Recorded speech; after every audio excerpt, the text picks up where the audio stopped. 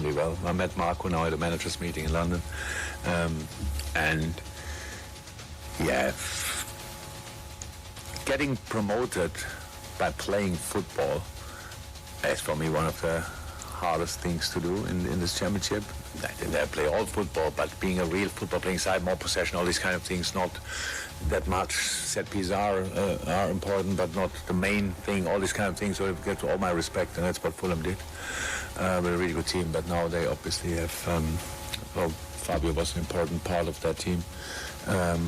Harry is an important part of that team. I think he's injured, so these kind of things are, well, of course, difficult. And in the week before we play a team, or a few days before we play a team, I read a little bit about them, and not only watch games, but read a little about them, and then you see there's obviously, I think they have still a few problems to solve in the transfer market. So, but it's not I'm not the third for sure, maybe the fourth time in a row that we play the champion of the last championship season, which is always like full of confidence. The opponent, now it's away.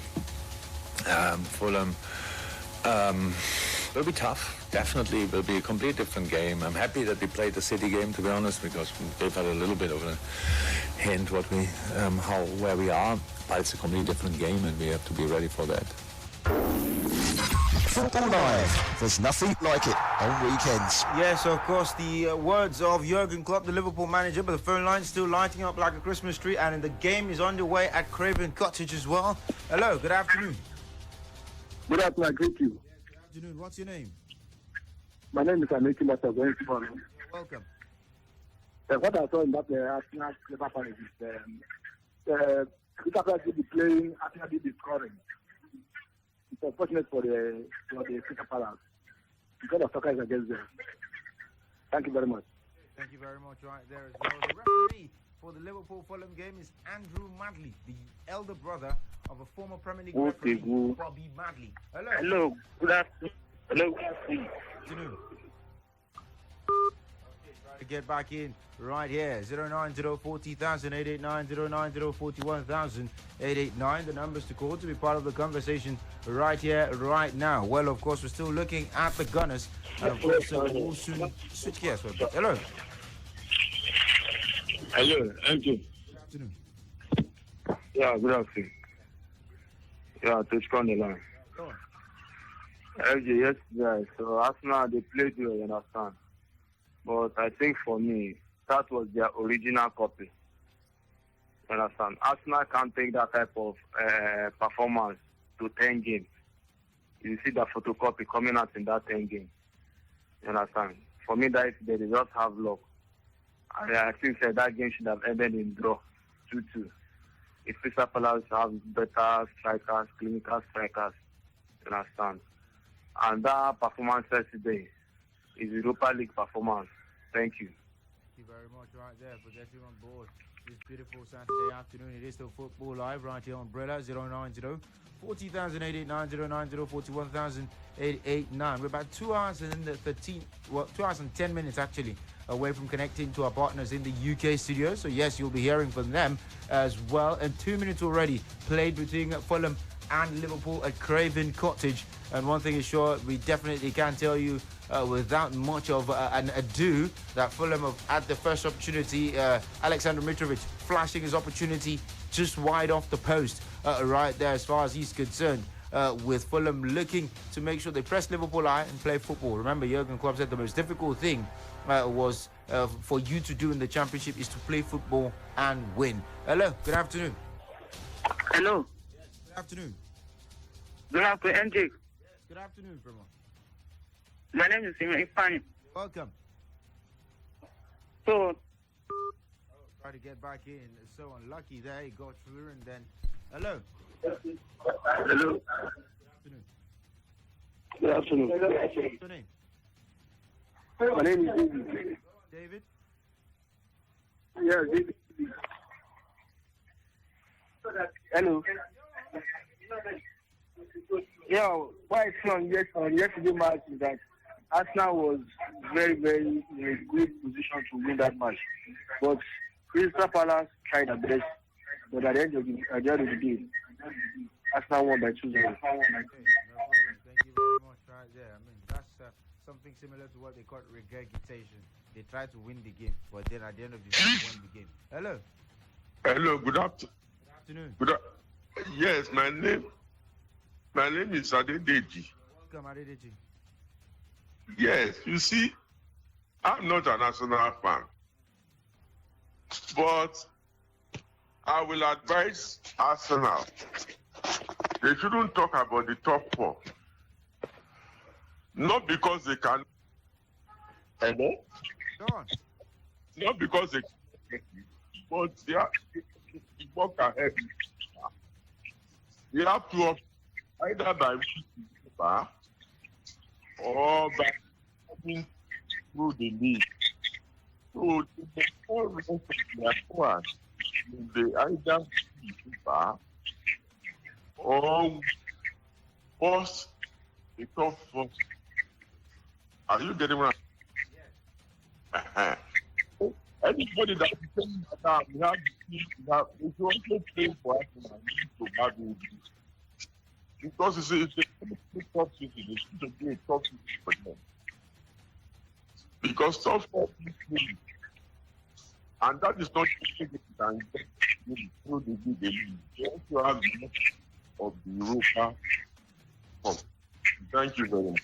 Thank you very much, right there, for getting on board this beautiful Saturday afternoon. 09040,889, 09041,889. 5 minutes played at Craven Cottage, and of course it is still 0-0 between Liverpool and Fulham. There are a couple of records that are quite interesting right here as far as this fixture is concerned. The last time Fulham played an opening day fixture at half 12, they lost 3-0 to Arsenal. And hey, Mo Salah is looking for a personal record of his own.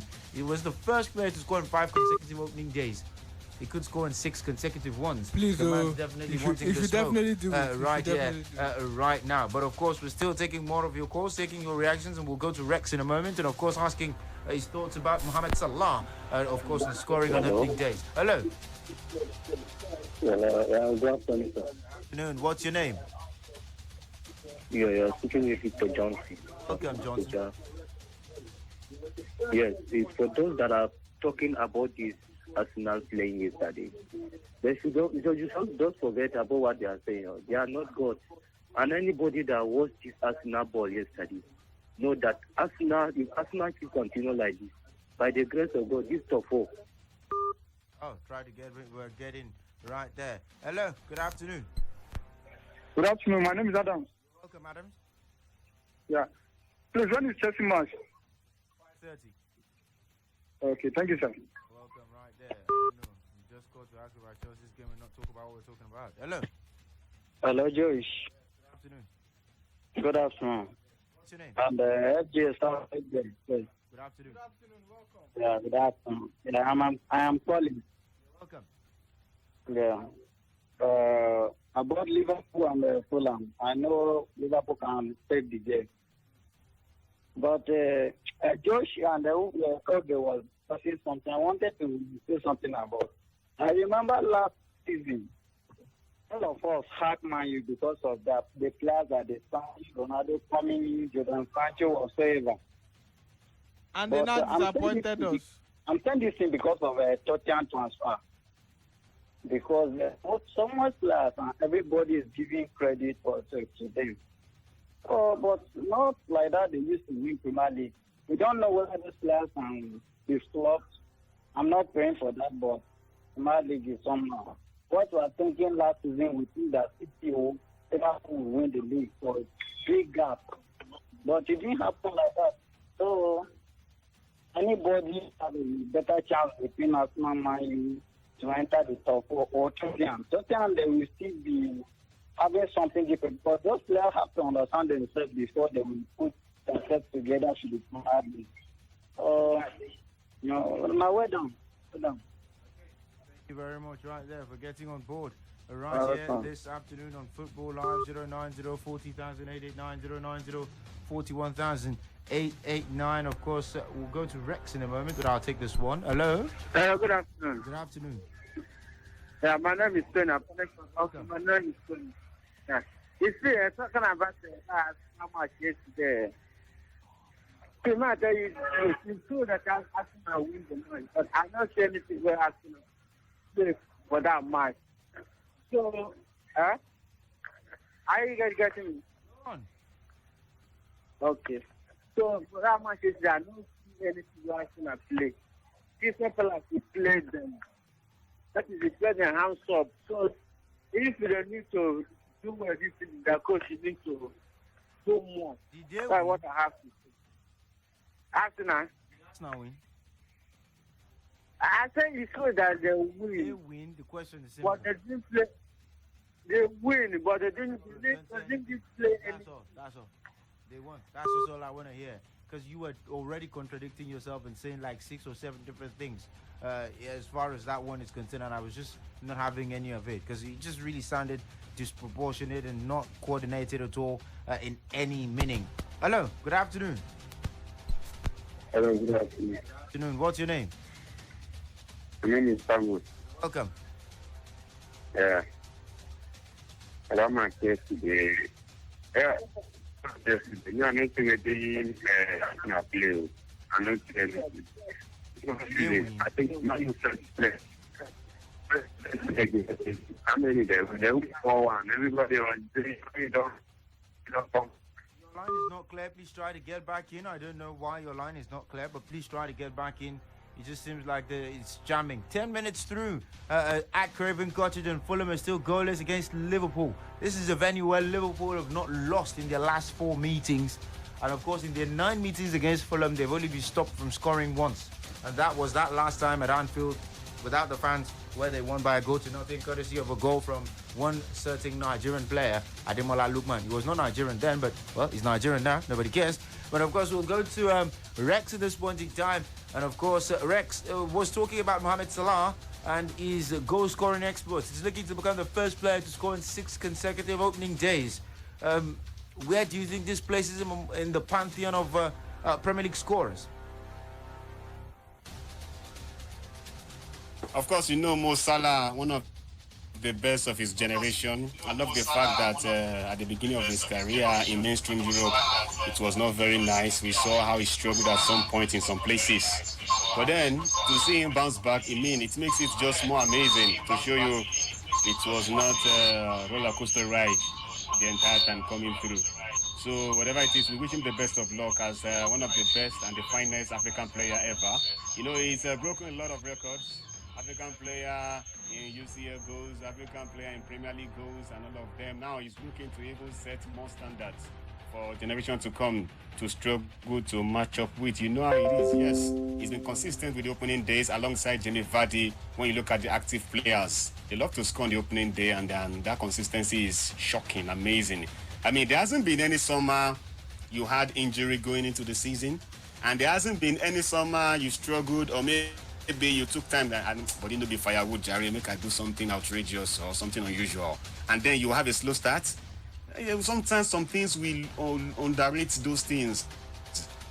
I mean, the consistency is amazing. And you know, he's the go-to guy to go when you look for goals for Liverpool, even for his country as well. And to say he's a winger, yeah, we know wingers score goals these days, but his consistency is amazing. Fighting for golden boots in all fronts, particularly in the league, the so-called most competitive league in the world. I think it's amazing, and I think he will do it again today. Yeah, game started already, and he's in action. I am very confident he will do it again. It might just be penalty, but then when you convert it, yes, it is not easy to convert sometimes. So it's one of those things, and he's one of those guys that when they retire eventually, they become reference points for a lot of good things that footballer can become, because we have seen in the past what some players did, and amazing. Sometimes when in real time, when you are enjoying these players play, we tend not to appreciate them as we are supposed to.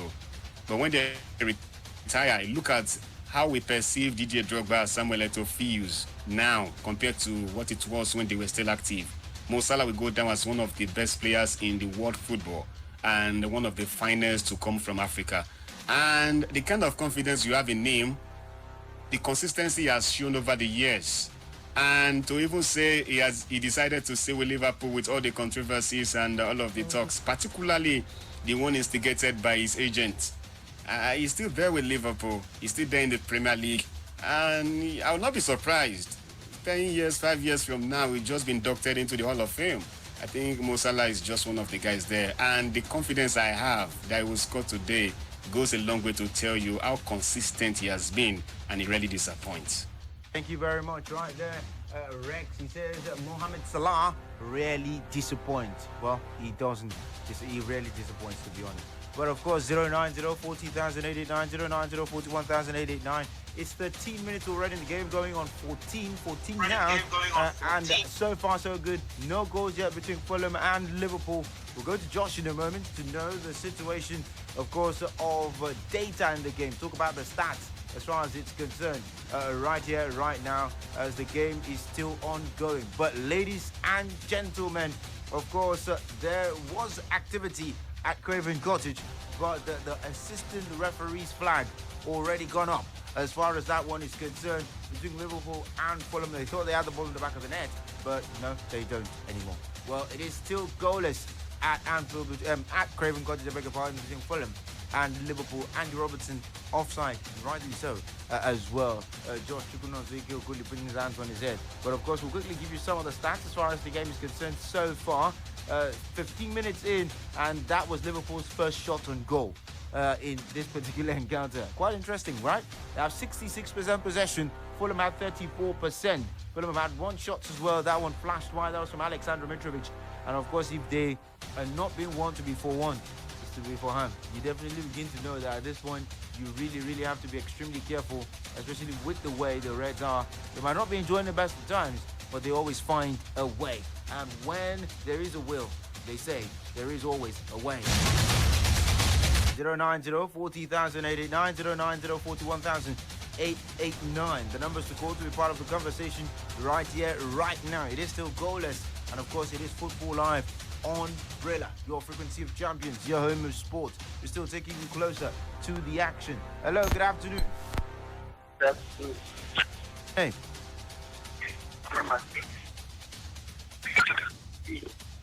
Speak up, I can't hear you clearly. Hey, try to get back in. You didn't speak up, so don't blame me. That wasn't my fault in any way. You didn't speak up, so obviously I cannot hear you. But it is goalless at Craven Cottage between Fulham and Liverpool. And of course, so far, so good. I'd go to Josh in a moment to take his thoughts so far on the game. Hello.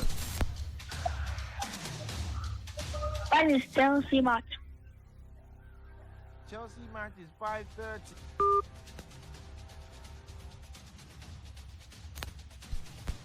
Hello, good morning. Afternoon, sorry. This is Joseph speaking. I'm Joseph. I'm a first-time calling. Bell is for you. Thank you very much. I'm an Arsenal fan.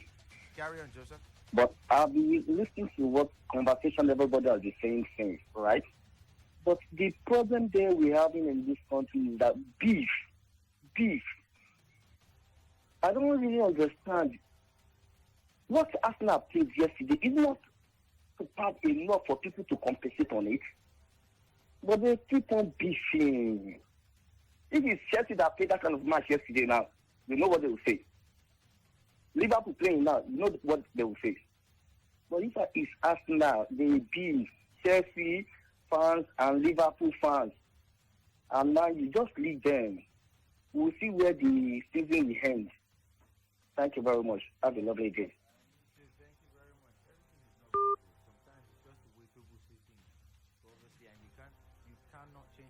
Sometimes it's still beef too. Yeah, well, sometimes. You're entitled to your opinion just like every other person entitled to theirs as well. So 090 40,889, 090 41,889. We're switching gears and switching talking points at this point in time. But Josh, 17 minutes, 18 minutes played already between Fulham and Liverpool. No goals have been scored yet. Are you perhaps having any concerns that the Reds, of course, have not got going? Well, no. So far, the Reds have dominated possession. They haven't gotten any clear-cut chance, and the one time that they got was a goal where it was correctly ruled out for offside because Diaz was offside. I think so far a yellow card already for Fulham. Once the goal gets into the back of the net, the floodgates will be open. This looks like a game that Liverpool would trash Fulham, like 4-0, 5-0, 5-1. It's just begging. The goal is knocking on the door. It's knocking on heaven's door. And I know that I'm a heavy metal fan, Guns N' Roses, but it just seems like Guns N' Roses are singing a symphony for Liverpool. It's actually knocking on the door. They are actually begging to score, and it's just one breach of that wall. The siege is on. They are asking serious questions of the Fulham team, and once that goal gets in, if it goes in this first half, Fulham are in for hot soup, and Liverpool are putting the fire of the Reds on them. And who knows, a start like this, perhaps Liverpool might be winning their record equaling 20th league title to rest that whole mantle. They have surpassed United in the whole overall trophy haul, and if they equal the Premier League, the league title, because Premier League's first division, we all know those different complexities. But then if they can equal the 20 first division titles, it's going to be superb for Liverpool. A superb start against Craven Cottage, against Fulham at Craven Cottage, would be the best way to start the season. So far, so good.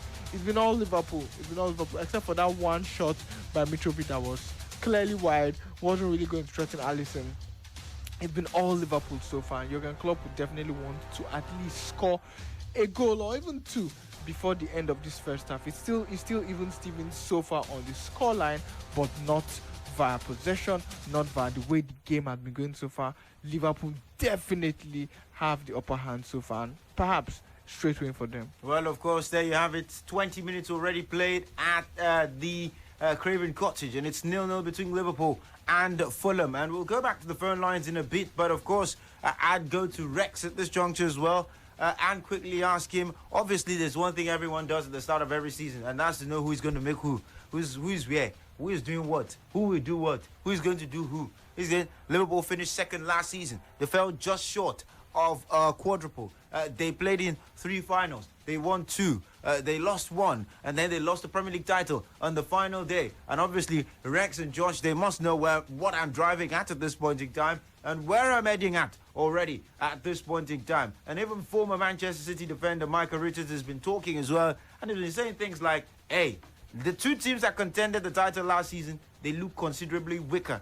And of course, if they look considerably weaker, it means there is every probability the teams behind them could find a way to just creep up on them and work some magic. So it is still 0-0 after 21 minutes at Craven Cottage between Fulham and Liverpool. And I'm going to quickly go to Rex now and ask him, no, the teams is tipping to make his top 4. By extension, I would be coming to you, the fans, as well. 090-40,889,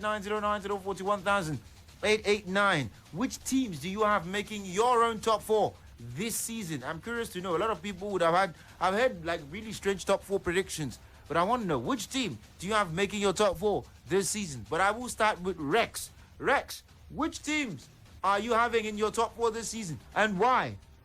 I don't think you're gonna just come drop a top 4 list on me and not tell me why. So Rex, which teams do you have in your top 4 this season? Going by what we have now, yes, the window is still very much open. Things can still happen. But if I'm to go by what is available now at the disposals of these teams, I think it has to be Manchester City, Liverpool, Tottenham, and Arsenal. Yes, I think Arsenal will sneak into the top 4 this season. They were this close to making it last season, and they gassed out. Yes, this season they have kind of, they look a little bit to have added flesh to the bones, and they can rotate. Yeah, they have a little bit of squad depth now, and they are even looking to ship out some players for them to, before they can bring in new players. That's to tell you that, okay, there are no spaces in their locker room. So I think Arsenal will sneak in. And going by the experience of the Tottenham coach, Antonio Conte, Syria winner everywhere. He's been in England before, so nobody can tell me, yeah, it's his first time and all of that. It was his first time at Tottenham last season. He took them from 9 to number 4. And with only 2 major additions, Kulusevski and Bentancur. Now they have added a lot more players, particularly focusing on players from Premier League. I mean, I'm imagining a double pivot of Oibie and Bissouma, Yves Bissouma now. That will provide a lot of cover for the defense line. and freedom for the attackers to focus on their attacking duties. And Conte, he has the experience to make things happen even when he's faced with challenges along the season. He has the way of just patching things up till the end of the season before having the chance to make the major changes. So with that experience and tactical know-how, I think Conte and Arteta is learning every day, and he's learning very fast. He will soon graduate, and he has more players now. I think it has to be. There's nothing to talk about Man City and Liverpool. I mean, the things they have done over the years speak for both clubs. And they look stronger now when you look at Manchester City. Yeah, they might have lost Sterling. Was he a key member of the team last season? No. It was seasons before and the one before that Sterling was part of everything. And this is how it was. They will lose Aguero. How would they cope without his goals and all of that? Pep has a way of making things work. So for me, if you are losing Sterling and you're bringing in a younger and hungrier and more aggressive Erling Haaland, it is a matter of when, not a matter of if he will bang in the goals. Yeah, it might take a couple of games, but definitely the goals will come. And when they start coming, with Kevin De Bruyne behind him and a host of creativity flanking the player, I believe that Man City are even stronger than they were last season. The guys they lost were the guys they could do without. Jesus was like a second-choice striker in a team that never had a number 9. And Zinchenko was always a cover, or maybe offering something tactically when they want to play in a different way. So these are guys they can do without. Nobody can tell me the sale of these players would affect them. They can even lose more players like Nathan Ake and nothing will still happen to them. As for Liverpool, they lost Sadio Mane. Yes, fantastic player, reigning African best player as well. You have to put that respect on it. But they have brought in a good number of players. Youngster, Carvalho came in. And they also have the complement of one of the finest strikers we saw last season, yes. And whenever they go to Portugal, they come back with good products. So I want to believe that Darwin Núñez would definitely score the goals, and goals win you games. So I strongly believe that these two are still the strongest. And Tottenham Hotspur, I see them finishing number 3, and Arsenal number 4. These are my reasons. I'm not going to let you off the hook with what you've just done. You've literally just stylishly taking Chelsea out of your top 4, and you've done it as though we are not going to catch you. Yes, I caught you. Why don't you have Chelsea in your top 4? It wasn't even stylish. Like, I came out very open about it. Give it your full chest. Said, going by what they have now at their disposal, I don't count eggs before they hatch, you understand? So, unless Chelsea bring in all of their targets, I don't think they can make top 4. There has been a lot of problems at the club. It's not even about change of ownership now. It's not about... there's always been one thing or one player that is unhappy. Along last season, Lukaku, Captain America, what's the name again now? Christian Pulisic. I look at Timo Werner now. And what about Marcos Alonso? The information in the space is that he could hand in transfer request and force a move and all of that. What about Jorginho? In today, out tomorrow, in today, out tomorrow. All of these things, and N'Golo Kante's inconsistency when it comes to injury. Last season, they missed him in key parts of the season, and when he was available, he wasn't at his best. He struggled with injuries and all of that. I'm looking at overall a team without a dependable goal scorer, a 15 goal per season scorer. Come on. No team go very far without that. And a team without the man that was there for them last season and last 2 seasons as well. Talking about Anthony Rudiger. Koulibaly, a very good signing. But will he work in there and do exactly what Rudiger did for Chelsea or do better? I doubt. Signing Koulibaly should have come some 4 or 5 years ago and didn't happen until he crossed the age of 30. So I think Chelsea are not as strong as they are. Yes, Thomas Tuchel is a very good coach. He has a way of making things work. Goals can spread across the players in offensive areas. You could play Kai Havertz as number 9 to make things happen. But I was thinking he was doing all of that just to see out the season. And when the window opened, they'll be the first people going shopping. But look at what they have done so far. Are you impressed? For me, no, I'm not. In fact, they are getting another left back in a department where I feel they are actually safe. When you have Marcos Alonso and you have Ben Chilwell, you don't have to break the transfer record for a fullback to sign in Marco Correa. I mean, he's the most expensive fullback now, beating Joao Cancelo. So I think they are putting more money into areas where they are actually safe and healthy, and looking away from vital areas. Last time Chelsea finished top of the table was when they had a goal scorer in Diego Costa. Ever since, Costa scored more than 20, I think it was 24 goals thereabouts in that season. Ever since then, they have not had anybody to score anything near that. And it's reflecting in their league positions. They could have lost the third position or finished outside top 5, top 4 last season. But Arsenal's and the Tottenham's inconsistency helped them. It helped them a lot. So let's not get carried away and think Chelsea are very, very good. After all, they won UCL not long ago. Look, cup games are quite different from league games. The season is very, very long and it is very tedious. Cup games, how many matches do you win to win the UCL? All you have to do is just, when you lose the first leg, what do? You are playing the second leg immediately, the following week, most likely. And then you find a way. Some of them just go about winning the first leg, going all at you at home. In the second leg, they put in defenders there and then they try to manage the game. So it's actually easier to win cup games, FA Cup, UCL, Europa League, than the league season properly. So I think Chelsea are not there. In fact, they are not as good as they were last season, if you ask me. They cannot continue to rely on Kai Havertz as a number 9 or rely on goals that will come from Mason Mount, because he will not score as many as Lampard was scoring. So they are not there yet. That's why I said, unless they meet all the targets, unless they get all the players that they have been linked to. They have been unfortunate in some cases. They have been rejected in some cases. But this time, they just got to do the things right for them to be in top 4 next season. Because if they continue this way, Tottenham are stronger than they were. Arsenal obviously are stronger than they were last season. Chelsea stronger than they were. For me, no. So it's just what it is for now. Unless they do something very fast. Thank goodness. The window is still very much open into the season. There it is, Rex, of course, with his top 4 list. He's got Chelsea out of it. Chelsea in 5th place. But, of course, he has Manchester City. He has Tottenham. He has Liverpool. He has the Arsenal there as well. And, of course, I think he's trying to get something in. Okay, so obviously you already feel that as far as the top 4 is concerned from Rex, but I'll quickly take Josh's top 4 and then we'll go to the phone lines. Josh, your top 4 teams for the new league season. Like I said on Fanscon, I'm going to agree with Rex. Chelsea 5th, United 6th. Top 4 will be between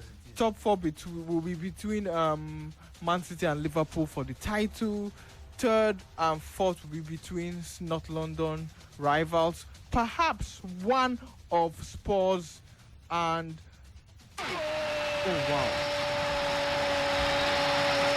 Well, of course, there you have it. There's been a goal at Craven Cottage, and it's not from where you expected it.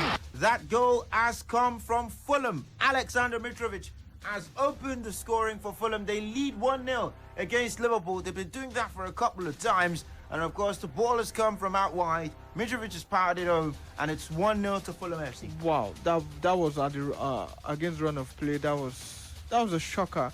That's the beauty of football. That's the beauty of the Premier League. Liverpool have been pegged. Let's see how they can come back from this one. Like I was saying before this goal came in, I'm still going to maintain my stance. 1st and 2nd, City and Liverpool fighting for the title.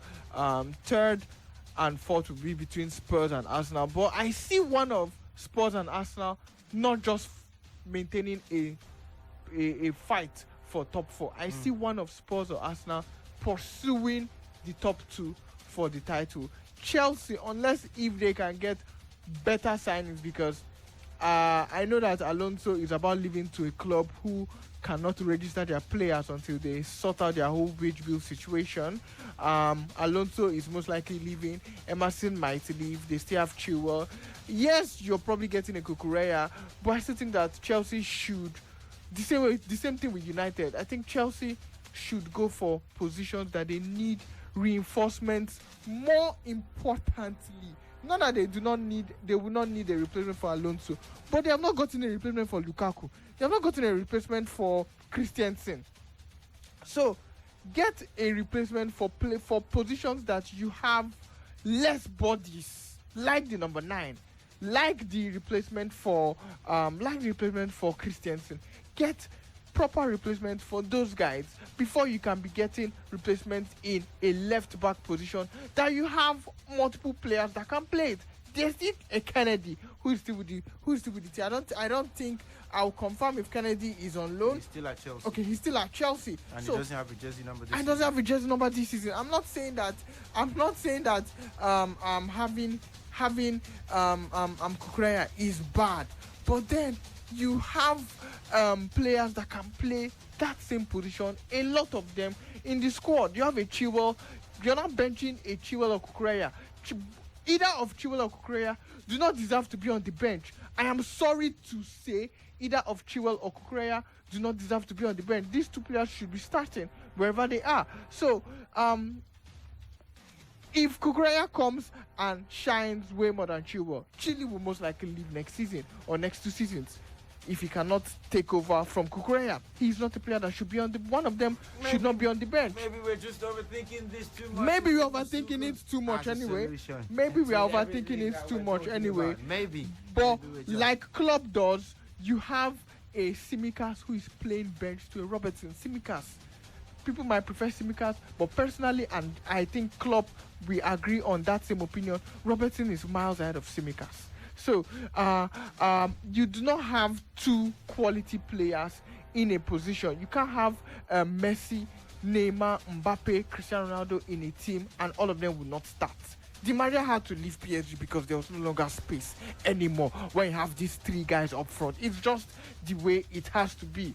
So, maybe Thomas Tuchel knows what he's doing with his signings, but I think that Arsenal and Spurs, with their transfer signings and with the way we have seen them play in preseason, they look like teams better prepared for the top 4 race. They look like teams better placed for the top 4 race. And then we saw Liverpool in Community Shield.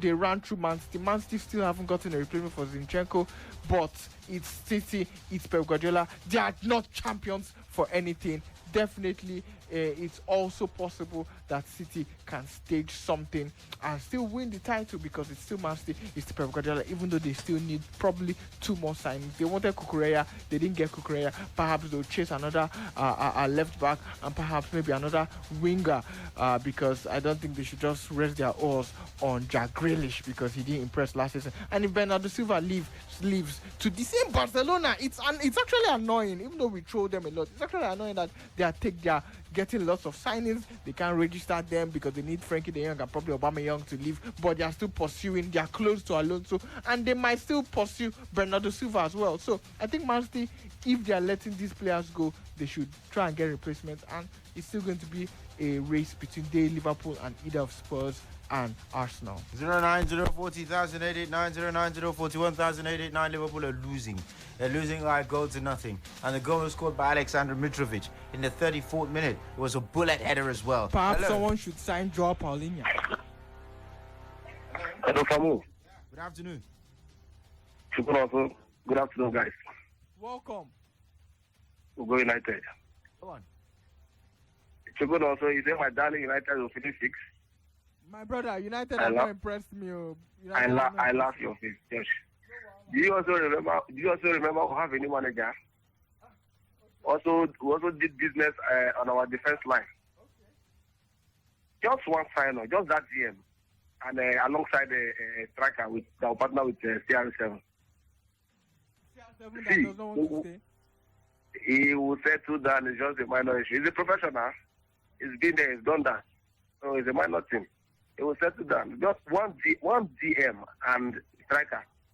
Our partner CR7, and the job will be done. Even this time around, there will be king contest on the league. There will be 2 horse race between Liverpool and Man City again. Tottenham, they also did good business. And Conte has been there before. He's done it, and my brother, don't be surprised. United will be among the top 3. Thank you very much from me. Thank you very much. He says United will be among the top 3. Liverpool have hit the crossbar from Luis Diaz. And of course, the Reds have sort of, I don't know, the goal has woken them up, and they are seemingly creating opportunities. And it's been a wave after wave of attack after conceding. Hello. Hello. Good afternoon. Yeah, Archman on the line. Welcome, Archman. Thank you. Okay, he just called to say he was on the line, and he said thank you, and he walked away. Hello. Hello, good afternoon. Hello. Yeah, good afternoon. It's Monday. Monday. Monday on a Saturday, carry on. Yeah, is it about my top four sports teams? So me, I think I will choose Man City and the Liverpool and the Tottenham and Man U. So that's my take on that. Okay, no problem. Thank you very much. Yes. Yeah, getting on board. Hello, good afternoon. Good afternoon, MJ. What's your name? Yeah, my name is Obina. Welcome, Obina. George, good afternoon. Afternoon, welcome, Obina. Yeah. I don't know how to should I say confront you guys for having excluded United out of the top 4. I mean, your reason is even invalid to me. I was expecting to give me one single reason. You see, that's why United really has been in a rebuilding process. It's not all about rebuilding process, but right now they are getting the square peg in the square hole. That is the difference between them. Some of the times somebody will say that they had been in the rebuilding process and then nothing. It appeared to be an exercise in futility. Some of the changes that have happened in United has been spot on, ranging from a relieving of all the executives, all the people who would always negotiate staggering and humongous amount of money for no player. So my point here is my top 4. First of all, it will be a fair fight between Liverpool and Man City.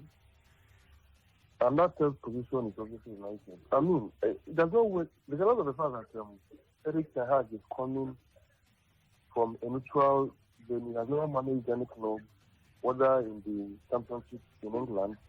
But we can never whip his masterclass practitioner, so to speak, under the carpet. We just can't do that. I know when Ajax, before he came in, becoming the Ajax manager, Ajax was getting into extinction. He was a fight between Feyenoord and the PSG. Even there's another club, S20 or something like that. Club, exactly. Thank you so much. It was fight between these 3 clubs. But Eric Ten Hag came in, retained that prestige that Ajax used to be known. Not just that, even extended to the Champions League. Emulating bigger clubs, Real Madrid, Juventus of this world, all of those clubs. And that is what this man has come to do in United. And if we talk about winning the title this season, I will not agree though. But I know that United will not finish outside that top 4. Of course, I'm a United fan, but this is totally out of being a United fan. And then you could see that most of his proposals has been granted. I was able to examine the contract that he signed. One of the things that may have retrogressed United as bad as they are right now is the fact that they hardly give a manager that liberty to supervise the transfer policy. What happened this last season was a clear case of what I'm saying. Where Ole Gunnar Solskjaer eventually signed somebody he doesn't even need. talking about Van der Beek. Van der Beek was signed just to satisfy the curiosity of United fans. So what happened right now is that Eric Tenga having come, and then part of his contract, clause, he said that he must be fully involved, 100% involved in current and future transfer policy of Manchester United. You cannot impose the player on him. He will give him all the players he wants and he will use to deliver, achievements at United. So having considered putting all these things into the strike for station, I believe the Manchester United will finish third. I didn't say fourth, third at worst. Like the worst the position should be third. Thank you so much. Thank you very much. Right there for getting on board this afternoon. 09040,089, 09041,089. 44 minutes on the clock at Craven Cottage, and it is still Fulham 1, Liverpool 0. Norwich City are also behind against Wigan. James McLean with the goal. Hello. Hello. Good afternoon. Yeah, Watchman on the line. You were the one that just came. I mentioned your name. I walked away. Yeah, I'm sorry for that, bro. Go on. Yeah, I am a diehard Blue fan. Chelsea, unstoppable. Mr. Red. I have heard what Mr. Red has said, and he's a good analyst. But looking at how things are going, my brother, and correct now, you know that Liverpool is losing. This league is very, very competitive. You cannot judge it now. This is a match in first, and the transfer window is very, very open for clubs to go and get what they want. We need a striker. That is the only problem Chelsea needs. And I hope that the Chukwuemeka we bought from Aston Villa can bring something different in that midfield. Like creative. We have a lot of midfielders. The only thing we are lacking now is that striker. If this man, Thomas Tuchel, can go and get me that Abmayan from Barcelona, we are okay. The defense is very, very fantastic. Okay, we are talking about Rudiger leaving. See, my brother, whether Rudiger leaves or not, our defense can still be unstoppable as far as this man called Thomas Tuchel is in charge. So let's forget about what happened last season. It's because of all this media that comes our way. But the man still stand and make that of 4. The only thing we need now is a striker. And looking at other clubs, okay, look at Liverpool now. They are trailing by one goal. This is to show you that you can't say that this league is not competitive, or we can't just rely or say that anything that comes our way we're going to win or conquer. No. See Fulham leading. So the match have not finished, but this is how we start. From like this now, how we going. And before you know it, it's a 90 minutes on. So my own is that Chelsea will surely, in fact, we are going for the trophy. People are rooting us aside. People are taking us aside, saying we cannot do anything because our decision is somehow for us. But you do not take anything away from Chelsea Football Club. No matter our new owner that comes in the way we do our things now, don't take this club aside. Don't underrate them.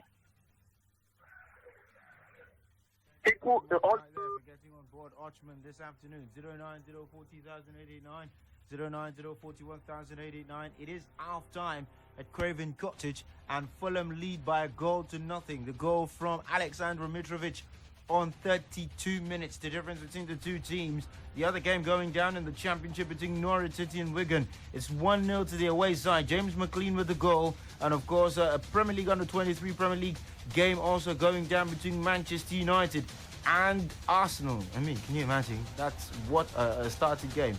The goal from Charlie Wellens, the difference between the two teams in that particular part of town. Urala goalless against Spartak Moscow, as well. And of course, there's so much action going down, but it's just the lunchtime kickoff. And of course, it is the appetizer, and we're still taking you close to the action. We're taking a lot of your reactions. Let's get your thoughts. It's half-time. Fulham 1, Liverpool 0. What are your thoughts about this game? Do you think Liverpool can come back and get a result as well? And of course, you can chip in as well. Let's know which team you're tipping to make the top 4 this season. Hello. Hello, good afternoon, gentlemen of the studio. Afternoon. Yeah, this is the voice of Cinderella, the Chelsea Godfather. I'm calling from Malika. Location not needed. Yes. You know, say, all this time, I just hear Sugarman, Mominina, and Vichina for Brila. So, when they talk about Chelsea, they Chelsea no prepared. We're just very, very prepared. No matter that our coach, Thomas Tuchel, say we are not yet ready. That's the word of game. You understand? You don't just come and say, they prepare, they ready, we do this one. We don't make mouth. That's what it is to feel. Now we will know who's the king of England for football. Because we are still the king of England of football in Europe. Talking about Antonio Rudiger. Yes, Antonio Rudiger, the time we Lampard, they protect as the manager. Which teams will finish in your top 4? Chelsea will go for the title. Chelsea will go to the title. Chelsea will go to the title. No problem. Thank you very much. Right there. Everyone has their opinions. Exactly. Everyone has their own So top you 4 cannot hold predictions. somebody to- The same way everyone would see Real Madrid against Frankfurt, and somebody will play 1.5, somebody will play 2.5, somebody will say Frankfurt will say. That is just life. Actually, Everyone after has. what you saw from Frankfurt yesterday, if you still play Frankfurt to beat Real Madrid. Everyone Don't has worry, their own there's ways. no- You shall get my point. I'm not saying that that's people what I think. will play Frankfurt But if to you play win. Frankfurt to win, play Frankfurt even score 2 goals. You can play Did you know 2.5 what now. they just did? They lost 6-1 to Bayern yesterday. That is 2.5. At home. That is 2.5. And they did not even score any goal until like the 70th minute. Somebody needs to talk to Oliver Glass now. They are not okay. They are not okay at all. But let's quickly take a breather and, of course, come back. Let's quickly also give you the halftime stats. Yes, a lot of people are itching to know what the situation is at halftime. At halftime, Liverpool have 68% possession. Fulham have 32% possession. They have 4 attempts, Fulham. Liverpool have 3 attempts. Only 1 attempt on target for Fulham, and that was the goal from Mitrovic. Liverpool have no attempt on target as well. 3 corners for Fulham, 1 for Liverpool. 5 fouls for Fulham, 3 for Liverpool. So far, so good. The Reds have really, really sort of flattered to deceive. Liverpool have hit the woodwork once. They've only had 2 shots inside the box, so they find it a bit difficult building and getting into the Fulham penalty area as well. And of course, in terms of clearances, Fulham have made 15 of them. Liverpool have had 8 clearances as well. And a lot of people talking about the goal, and they're saying it was Trent Alexander-Arnold that was at fault as far as the goal is concerned. Luis Diaz had a free header. I think he should have done better with that one as well. But at this point in time, it's Fulham 1, Liverpool 0. We'll quickly take a breather, and when we come back, we're taking more of your calls right here on Sports Radio.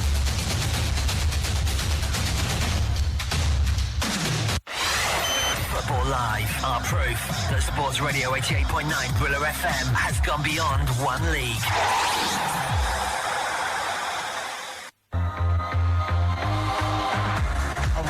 The grounds every Saturday and Sunday afternoon on Football Live. Hear about the goals as they go in as we follow all of the big action around the Premier League and the big leagues around Europe, including Bundesliga, Serie A and La Liga. Football Live.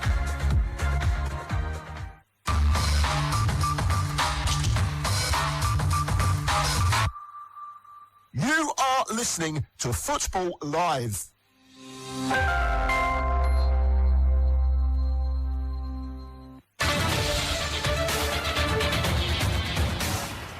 The football pitch, where emotions run faster than the speedster. Robertson at full gallop. And courage hits harder than a fierce tackle. What a recovery tackle from Fikayo Tomori. It's our abode where we chant loud in victory and even louder in adversity, because football is life.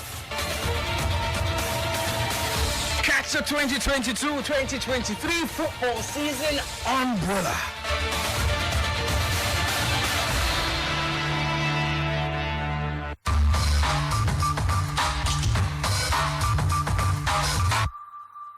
You are listening to Football Live.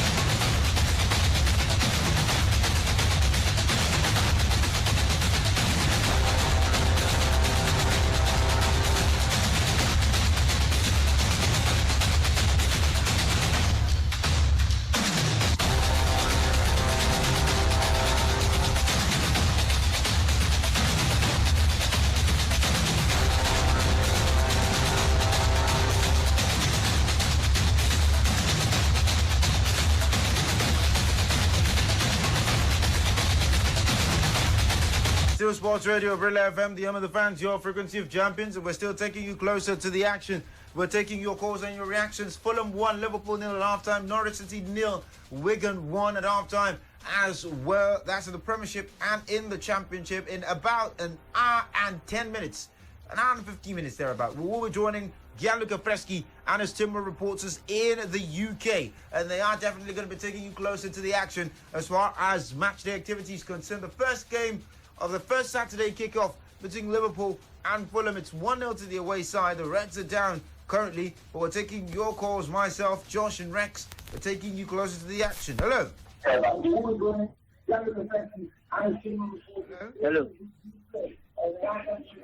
Ready for us. Try to get back in. Hello. Good afternoon.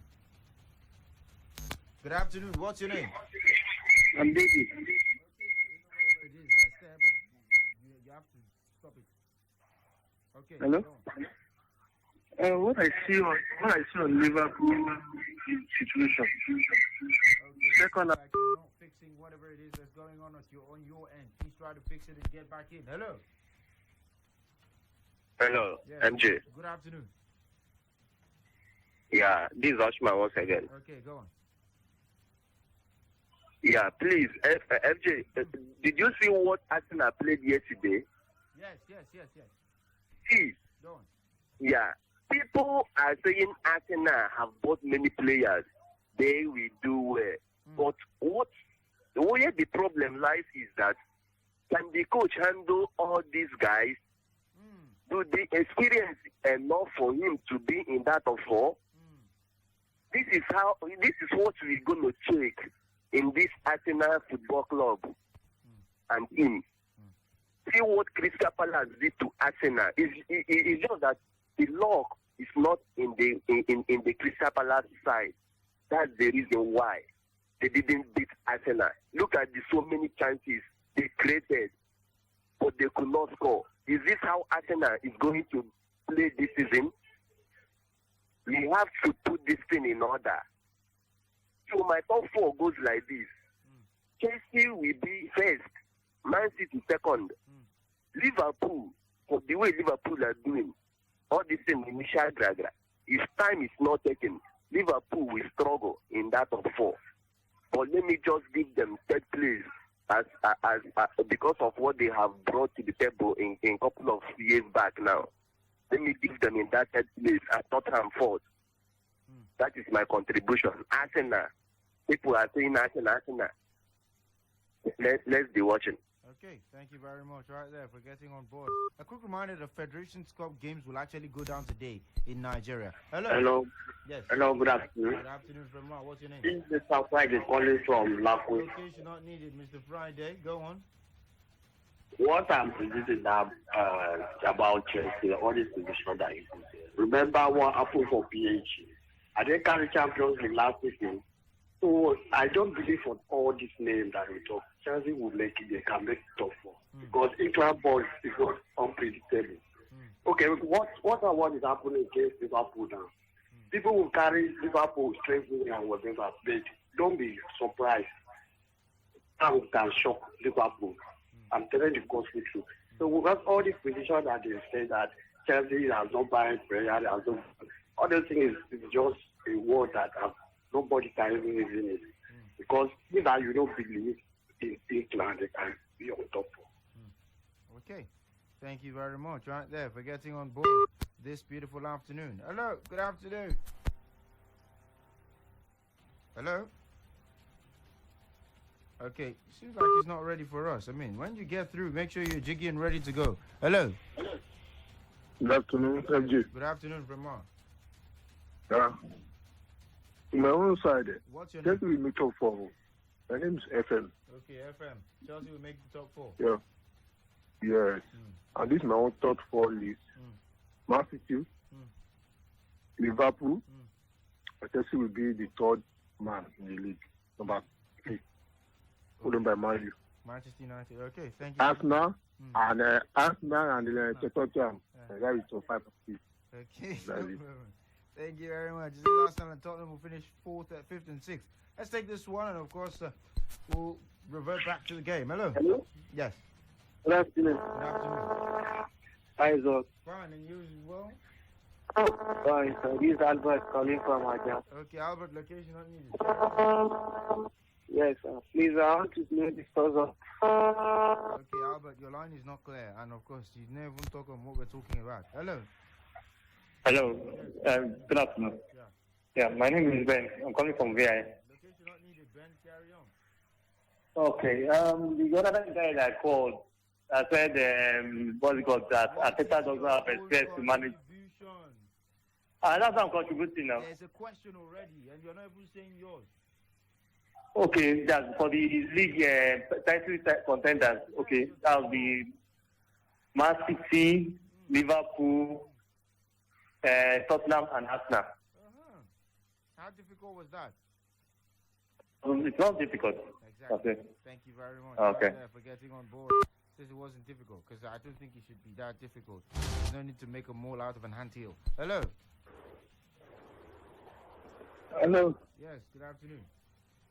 I'm here. Good afternoon. Yes, what's your name? Gaddafi, calling from Ajigule. Okay, location not needed anyway, but carry on. Your top 4. Top 4, Man City, Liverpool, Chelsea, Arsenal. Man City, Liverpool, Chelsea, Arsenal. Okay, thank you very much. Yeah. I really like that. Felt cute. Man City. I mean, somebody finally put Chelsea and Arsenal in the list. Hello. Hello. Yeah, good afternoon. Good afternoon, sir. This is Mark online. I'm a Man U fan. I know they fear. Everybody when they call, they talk say maybe they don't underrate Man U, but now Liverpool they lose. You see Liverpool, they go struggle for that top 4. Man U will make top 4, and then underrate Man U will make top 4. That's my take. Thank you.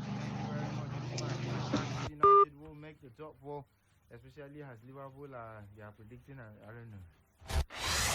Football Live, our proof that Sports Radio 88.9 Brila FM has gone beyond one league.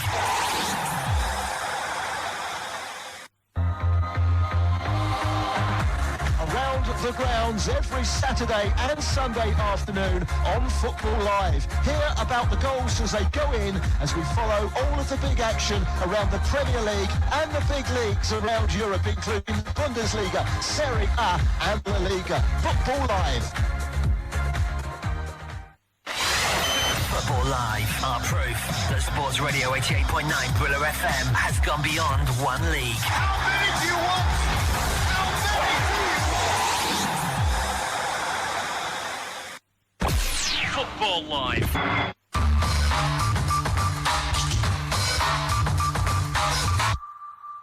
You are listening to Football Live.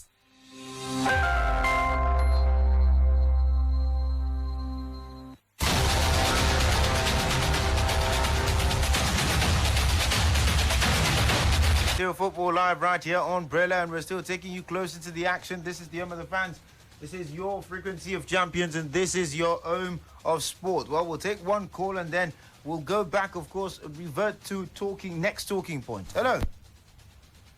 Hello. Good afternoon. Yes, good afternoon. My name is Mike. You're welcome, Michael. Good afternoon, George. Good afternoon to you, Michael. How is Angel Gabriel? It's fine. I'm a Chelsea fan. Go on. I want to like every analysis George and the other person has given. Rex. Yes, thank you. You see, as a Chelsea fan, you need to be comfortable at the midfield, in the defense, and in the attack. I can somehow beat my chest, maybe not because of Chukwuemeka they signed in that midfield, because we have some, let me say, some loanees that came back to back up in that midfield. But how about the goal scorers? Chelsea has been struggling. Last season is not only because of James and Chiwe injury that cost us. We are creating chances, no goal scorers. And this season, I was hoping that Chelsea will make a quick signing from the attack to the midfield and the defense. They didn't do anything. It's just now they are even going to market. Let me say the top four. If they start bringing players from that attack, like Aubameyang, I will be beating my chest to it. But I don't want to put myself in any pressure when the season starts. I enjoyed my life. I like myself. So all those Chelsea fans calling, trying to banter back, no, just stay your own and observe the league. My top four will be like this. Like I told you, Tosin, you and Tony one Sunday that Tottenham will leave the Europe League and fight for the Premier League. Conte have that history all over. And because of this, I can say they might finish second to the person that will finish first. Because I'm seeing between Man City and Liverpool, anyone that will win the league, Tottenham might finish second. And then whoever finished third, I will say between Chelsea and Arsenal. You have to choose one. Which one is between? You want to squeeze 5 teams inside? Chelsea. Okay. As a Chelsea fans, let me not be sentiment. So, given what Arsenal played yesterday, George, you agree with me that Arsenal later got tired in that match. If they were playing a team that were flexible in scoring goals, their 30 minutes would have been wasted, given what Crystal Palace threw back at them. So what I will argue with that top four is, Chelsea has not played though, but if I have picked 3, I would say, judging by what Arsenal played yesterday, Chelsea will be that foot. Okay. Thank you very much. Okay, no problem. Thank you very much. Right there, getting on board this afternoon. It is still Football Live on your frequency of Champion Sports Radio, Brila FM. And of course, in a moment, we'll give you some of the starting lineups as far as the Bundesliga is concerned. The second games of the first games of the season, the second games of some team season will kick off. Spartak Moscow have taken the lead against Ural, that's in Russia. And the GOAT is playing, but the GOAT has not scored. And the GOAT has actually just been substituted. For those who are wondering who I'm mentioning, who I'm calling the GOAT, Victor Moses. That's what they call him at Spartak. They call him the greatest of all time. So there's so much. I don't know why they call him the GOAT, but obviously they have their reasons. And it's probably a player. I would probably say the last great winger that the Super Eagles have had. Let's get into those conversations. Quality Victor Moses. Perhaps one man who you could probably say single-handedly gave Genotro a huge chunk of chicken as a Super Eagles coach. Okay, well, 49 minutes on the clock. Fulham lead 1-0 against Liverpool, and the Reds could be about to make a substitution with Thiago Alcantara, of course, not looking comfortable at all. Avi Elliott is an option. Darwin Nunez is an option. There's also the big option of Fabio Carvalho, homecoming for him. He's also an option. So there's quite a number of substitutions that Liverpool could introduce here, but they still draw 1-0 against Fulham. I'll quickly go to Rex now. Rex, Liverpool looking to change this game at halftime. They're 1-0 down. What changes are you expecting to see from Jurgen Klopp and his men as they come through the halftime break? Well, now that is 5 minutes in. I think they have not been very brilliant in the midfield, if you ask me. Fulham knew what to expect, and Jurgen Klopp have, of course, done exactly that. You know, there's this thing with Liverpool. You already know their first 11, you know their game plans, but can you stop them? But then Fulham has been able to do that so far in the game. In the middle, you know, Liverpool love to cluster the place and then provide space on the flank for the wingers and the fullbacks. And Fulham have already prepared themselves very well for that. So as many men as Liverpool have in the midfield is what Fulham have as well. So everybody want to scatter everywhere. I jam me, I jam you. Everybody go play together for that midfield. So somehow it has worked so far for the Fulham.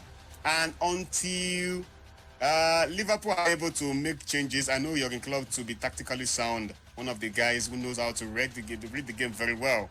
Like you remember what happened when they faced one of their when they faced their City rival last time against Everton last season. It was very difficult for them until he made those changes. Brought in Luis Diaz and Diogo Jota, and everything, of course, happened in their favor in a twinkle of an eye. And he could do that again today, but it will not come easy. I'm looking at the energy and the intensity that Fulham are playing with. Mitrovic, you know, very aggressive. He's putting the defense under pressure. And not only him, you look at so far Reed and Kebano. They are joining the supports, both attacking and defensively. Everybody is everywhere. So somehow they are not leaving those space for the Liverpool fullbacks, Robertson and Arnold, to connect with Luis Diaz and Mo Salah playing from the front. So I think it is time for them to tweak something. And Thiago Alcantara would have been the guy.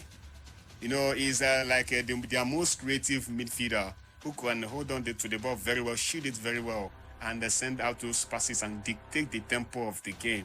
But somehow, every time he has the ball, look what is happening. So far, he has not been able to do what he has been doing for Liverpool, especially starting from January till the end of last season. He has not really nailed it so far. He cannot even complete those passes or, you know, all those exchanges with the fullbacks and the centre backs in building up the ball to progress the ball nicely out for an attack. But then the guys are all over him, particularly Palinha. He has particularly been on Thiago so far in this game, and other people are doing their job as well. So it's going to be something very, very difficult for Jurgen Klopp, but then he's up to the task. If you look at the options he has on the bench, of course, James Milner is none. Yeah, you can't think about him now. You can't think about certain guys. An injury has not been very helpful for them.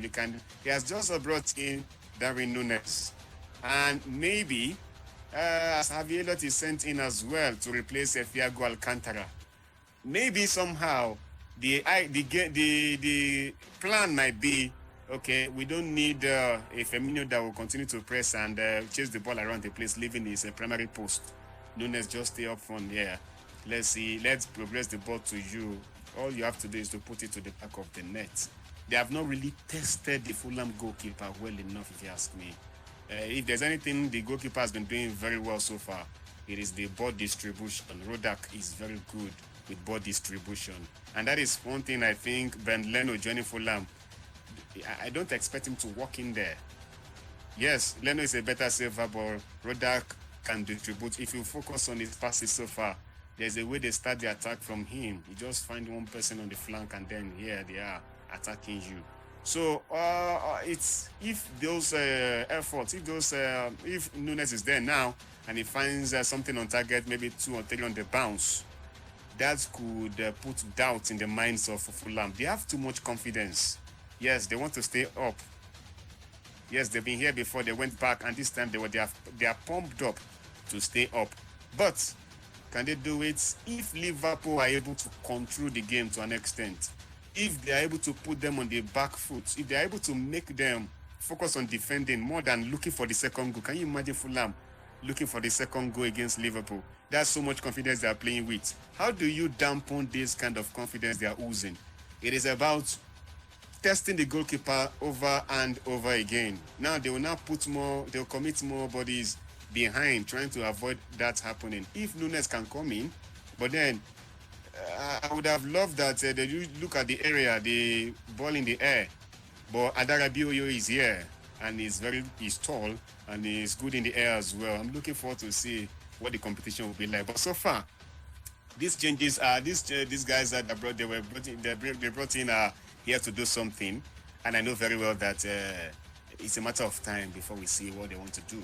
But what they have to do is to ensure they are in control of the game. Liverpool are usually in control of games they play. This one they have not. Season is starting. Maybe they are not very sharp. Maybe Fulham are just very motivated. They want to start off with doing something massive. Imagine a win against Liverpool. Then they will look at themselves and say, who else can't we beat? So we'll wait to see what will happen. But I'm looking particularly at what will be the fight between Tosin Adarabioyo and Darwin Núñez. Thank you very much for that, for giving your thoughts, Rex, as far as that is concerned. Succinctly said and succinctly put, Liverpool already, like you heard from Rex, made 2 substitutions. Darwin Núñez has replaced Bobby Firmino, and of course there's also the substitution that has seen Harvey Elliott replace Thiago Alcantara, who's gone out injured as well. It is still 1-0 to Fulham after 55 minutes, 56 minutes now. And of course, we're taking your calls, 090-40,889, 090-41,889. A lot of people have tipped Fulham for relegation, but it doesn't look like they'll get relegated on the strength of this kind of performance. Hello.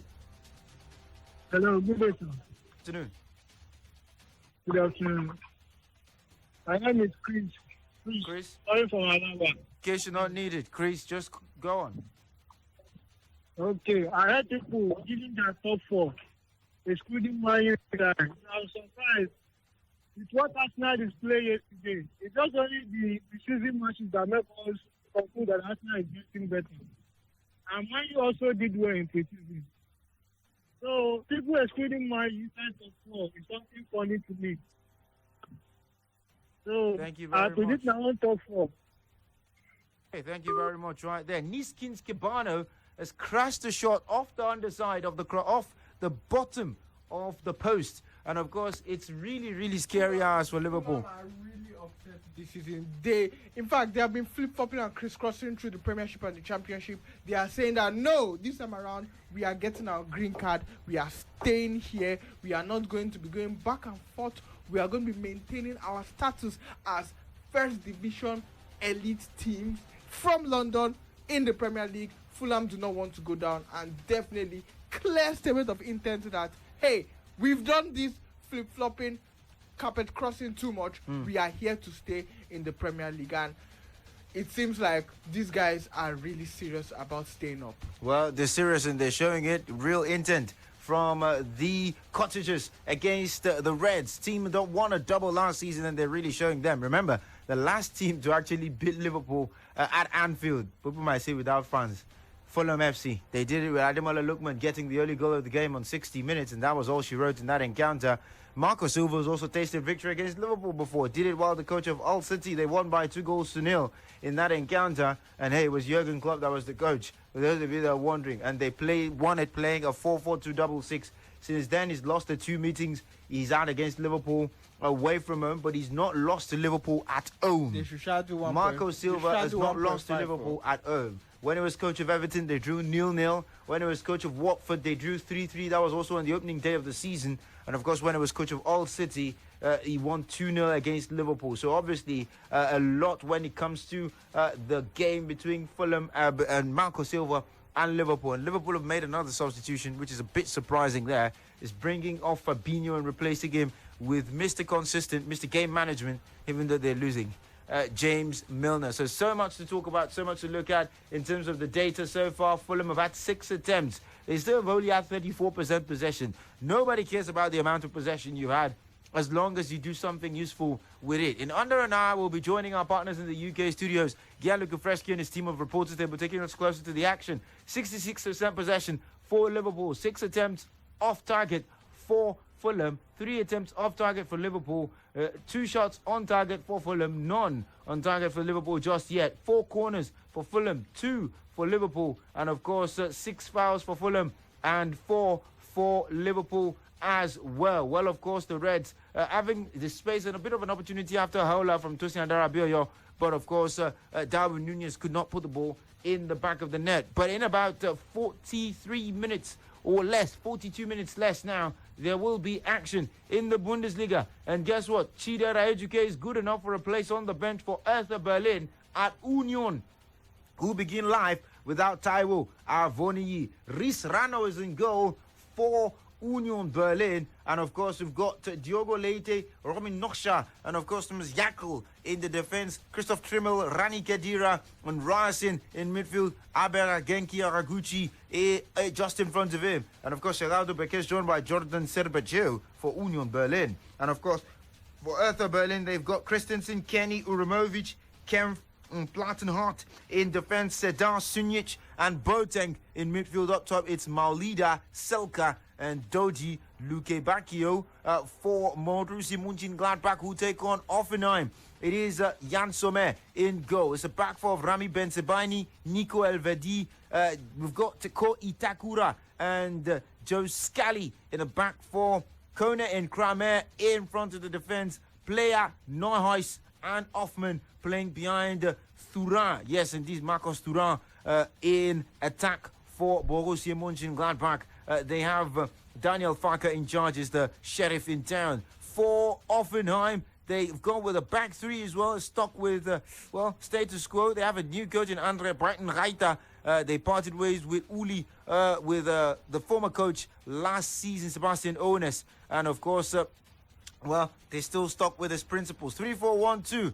Baumann, Kabak, Vogt, Poschk make it the back three. Skov, Samaseku, and Gaderabek playing behind Baumgarten and Prommel. Up front, it's Kramaric and Rutter. Well, Liverpool have come close to equalising. And, of course, Chancellor Darwin Nunez, who went for this, a beautiful flick, but didn't work out. I don't know why he just decided to flick the ball. He perhaps maybe could have done something better. It was a cross from Trent Alexander-Arnold, from Mohamed Salah, as Liverpool look for the equaliser against Fulham. Meanwhile, for Augsburg, who are taking on Freiburg, Gilkevich, it's the one in goal. Udokai, Giveleu, and Bauer make up the back three. Iago, Rebai, and Carlos Gruezo, joined by Dani Caligiuri. Maya, Han, and Demirovic are the ones up top. Meanwhile, for the away side, Freiburg, it's Flecken, Sildilia, Genta, Lienhardt, and Gunther right there in defense. Eggstein, Offler, Grifo, Salah, and Don playing behind Gregorish. That is from that particular part of town. Bochum will take on Mainz as well. Reimann is the one in goal for Bochum. It's a back four of Kostas Stafylidis, Odets, and Marcevic. Gamboa is joining them in defense. It's a midfield duo of Stoga and Lucia. Up top, we've got Altman, Asano, Zola, and Hoffman. Yes, you heard right. That Asano, the one that played for Arsenal, is the one right there for VfL Bochum. For Mainz, it's Zenkner, Bell, Hack, Leash in defense. Kor, Fernandes, Lee, Stark, and Aaron Martin in midfield. Up top is Fulgini and Karim Onisivio for Mainz away at Bochum as well. So it is still Fulham 1, Liverpool 0 right at Craven Cottage. And of course, let's also let you know that Fulham, Norwich City have gotten the equaliser against Wigan Athletic. And of course, Liverpool are back in the game.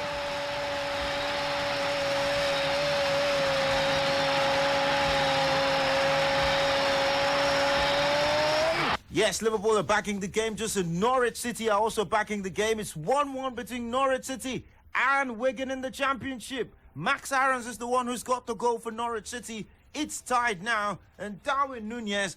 Rex talked about substitutions. I'm going to go to Rex right now. I mean, he talked about game-changing substitutions, talked about Jurgen Klopp. Rex, well, of course, it seems your man has delivered before that one goes into a VAR call anyway. But Rex, your man seemingly has delivered.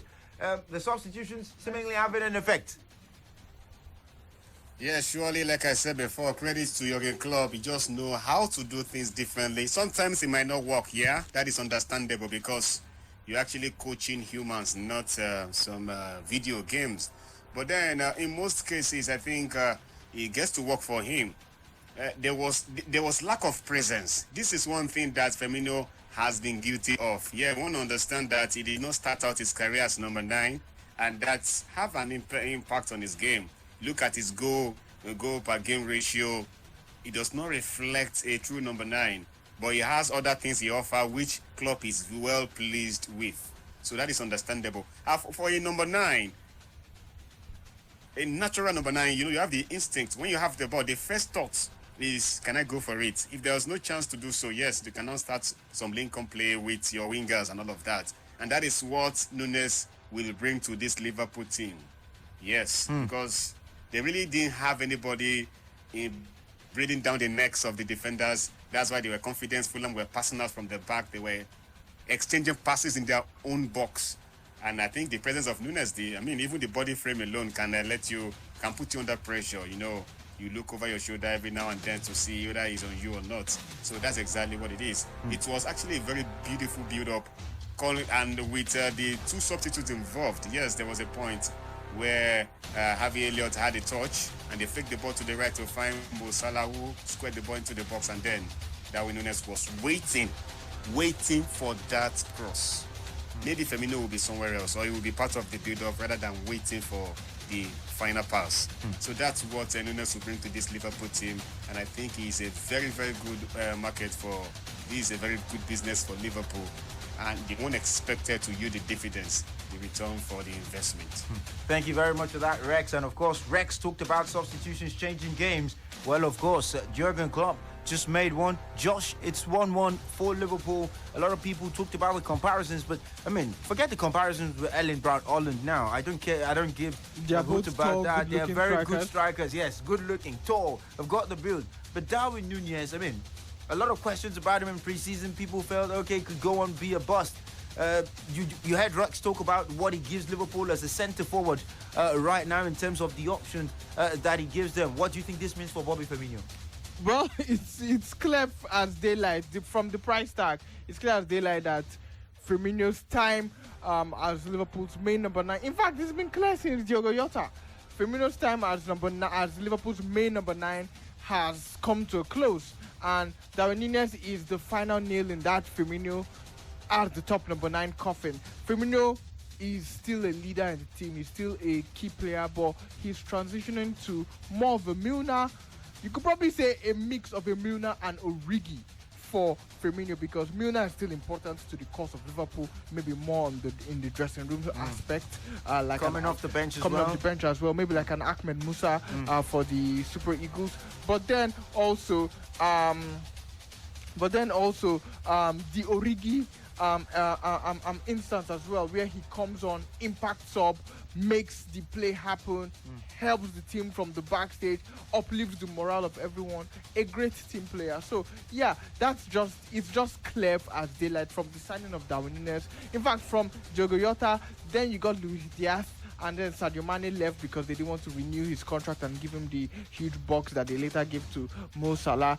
Then they brought in Darwin Núñez for a huge box. It just shows that Liverpool are moving from the Salah, Mane, Firmino dynasty towards the clear dynasty of Diaz, Núñez, and maybe Jota, maybe even still Mo Salah for the next couple of years. So Salah is still part of Jurgen Klopp's team for the next couple of years, and Klopp doesn't want to fall shy of what happened to him at Dortmund, where he couldn't renew his main players. He couldn't even sell them.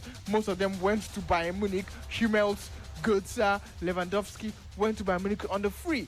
You just had Marco Reus, who stayed there, still the captain of the squad. Boy, that guy. So Grosskreutz even left on the free. So Blaszczykowski later left on the free. So I think that Jurgen Klopp has learned from his Dortmund experience, especially that last season where Dortmund were in the relegation battle, but then they managed to finish 7th.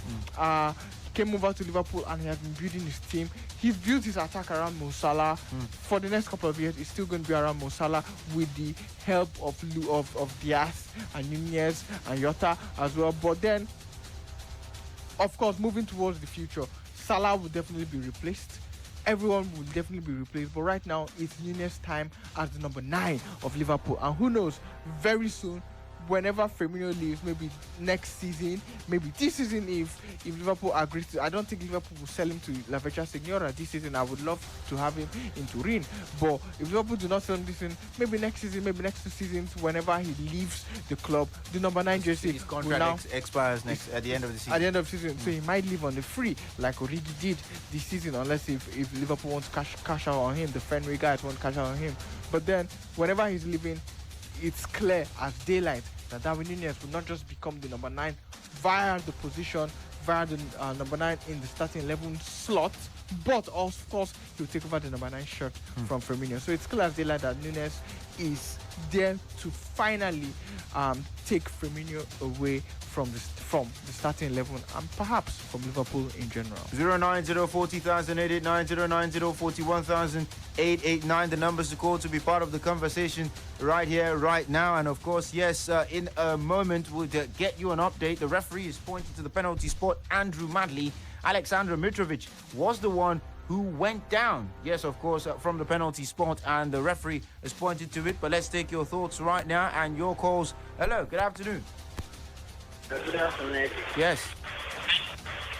I'm calling from the state. You're welcome. Yeah, can I still contribute on top 4? Yeah, go on. I still believe Chelsea, Liverpool, Man City, and Tottenham. Okay. Chelsea, Liverpool, Man City, and Tottenham, as it was last season. Okay, no problem. Thank you very much. It says as you were from last season. 090-40,889, 090-41,889. Let's hear your thoughts right now, of course, as far as this one's concerned. Hello. Hello. Yes. Hello, good afternoon. Good afternoon. This is Ifani. Okay, go on, you're fine.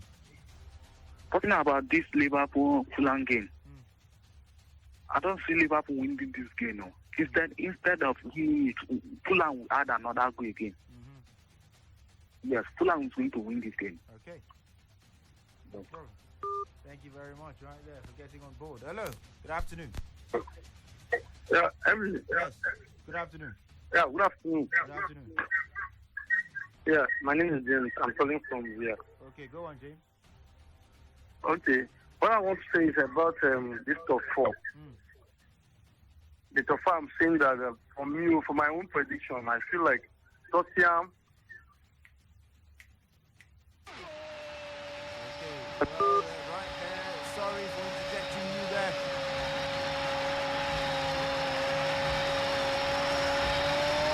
Yes, of course, it's 2-1. Fulham have converted from the spot. Aleksandar Mitrovic is the one with the goal. And of course, penalty given Virgil van Dijk for a foul on Mitrovic. Mitrovic steps up to the spot and he converts. It's 2-1 to Fulham. Josh, any surprises as far as that one is concerned? Well, wasn't surprised that it was given as a penalty, but generally I'm surprised by how Fulham have played. I expected this game to, if I was a gambling man, 1.5, 2.5, but the 1.5, 2.5 I said 2.5. will be more of Liverpool 3-0, 4-0, 4-1. That's the kind of scoreline that you'd be expecting from a Liverpool who beat City 3-1 against a Fulham that's coming from the Championship. Yes, against a Fulham that's come from Championship. So the expectations was, lots of goals, but not Liverpool losing with 20 minutes to go, even though it's at Craven Cottage. And it's of course a joyous day in West London, close to Chelsea. It's a joyous day for the Cottagers.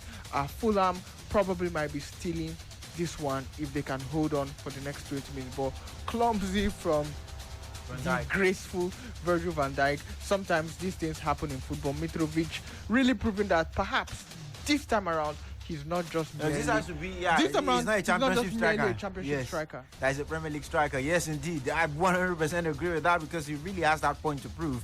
He's really done a great job in the championship. 40 goals. I mean, broken every possible championship record. But he's just sort of found a way to not cut in the Premier League. And of course, I'd quickly go to Rex at this point in time and ask Rex what this means for Fulham. When people are picking their relegation candidates, Fulham are ranked number 1. A lot of people, Fulham are going to get relegated. But which teams are you tipping to go down, Rex, this season? And of course, do you still see Fulham going down on the strength of what you've seen so far?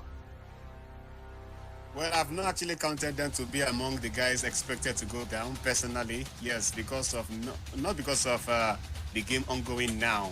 Before the season commenced, I actually felt there's something about Fulham that a lot of us are not aware of. You know, last time they tried to invest a lot of money. At some point, they were the highest spender in the Premier League. Can you imagine that level of disrespect to the big boys? And it did not work out well for them. This time, I'm looking at a team. They have taken this team from Championship to Premier League, but they have kept this team together. Yes, they are strengthening a little bit, but then it is more like the bond, the cohesion is there, and that's their main strength. There's this understanding that they have. I don't know how long it will last in Premier League. Season is very long, but we saw that last season. They didn't win the championship by mistake. Believe me, they had everything working for them. They might have lost one of their best players to Liverpool, Carvalho, but they still have that energy, that chemistry, which is the major. And like you said before, the coach has been there before. He's been at the Premier League over and over, and he understands, even though he struggled for most part of his career coaching Premier League clubs. But then he understands the game, the business, and what's required for him to do well. So personally, I wasn't expecting them to go down again, because I was waiting to see what approach will they have going to the next season. Will they do the same thing that they did and failed last time? No, they have not. So I think they will stay up. They will stop. They will do a Brentford for us this season, believe me. Maybe January, they might need some reinforcement. That is when it should be. Newly promoted teams shouldn't go about signing players. That's why I will put Nottingham Forest. I'm sorry, Kaiwa wouldn't do this. That is why I'm putting Nottingham Forest among the clubs I expect to go down. You don't just go about signing the first 11 and you do away with the guy that got you promoted. That's not how it's done. Make one or two signings in key areas you need experience. Get one Premier League centre back if you have to. Get one Premier League player in the midfield and probably get one in the attack, and you are good to go. It could be only the goalkeeper. You just back out the information. You even join in the post-game team briefings and all of that to tell you what to expect. Talking about the championship players, I think the best approach going to a new season should be go with the main guys. Make sure that you get a couple of experienced players to augment, maybe one or two, not 5, not 11. But by January, you would have realized areas that you need strengthening. You would have discovered the players who were so good in championship but not good enough for Premier League. That is when you can now do these businesses. Yeah, it might not be a reliable business time. Yeah, January window is sometimes it could be tricky. But then that is when you can get you something that will take you to the end of the season. We saw what happened to Newcastle when the calendar turned. Yes, in January. They did good business and then we saw the result eventually. So I think when a team is promoted, don't just take the money and start going shopping spree. Get 2-3 players. 2 of them could be the regular players. 1 could be on the bench. That would just be a figure that others will ask questions about certain opponents and stuff. Okay. But when you play first half of the season, going to the January window, you will discover the weaknesses. You can now get players that will strengthen the squad. And you do that gradually. Don't change the entire team. They have done that before. So I was waiting to see if they would do it again. Well, they haven't. And I think it is very, very important for them to keep it going this way. So I don't expect them to go down, at least not this season. But then if I'm to talk about teams expected to go down, yes, like I said before, Nottingham Forest, it might work, but the chances are it will not work. These guys are being assembled, and you expect, out of the 11 players they have signed, you expect 5 or 6 to be in the first 11. They have decent players. But will it transform or translate to decent team overnight? No, it won't.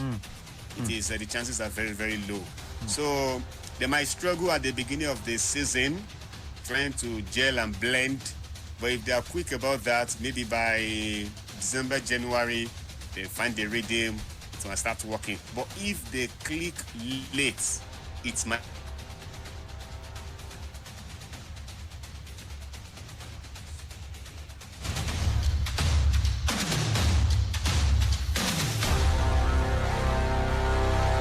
Still Sports Radio, Brila FM, the home of the fans. We're all trying to get Rex back on board right here, right now, as well as we continue on Football Live. Fabio Carvalho has made inroads. He's replaced Luis Diaz right there as well for Liverpool. And, of course, he's already had an attempt. He's just fired an opportunity wide from a Trent Alexander-Arnold corner.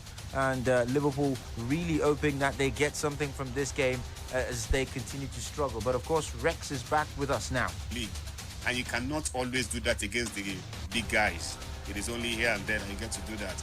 So for me, Nottingham Forest, AFC Bournemouth, Leeds United escaped relegation last season, and I don't think they have done the right thing to stay up this time. Yeah, a couple of business here and there, but not enough. I even saw somewhere they were looking at Nicolas Pepe. This could be.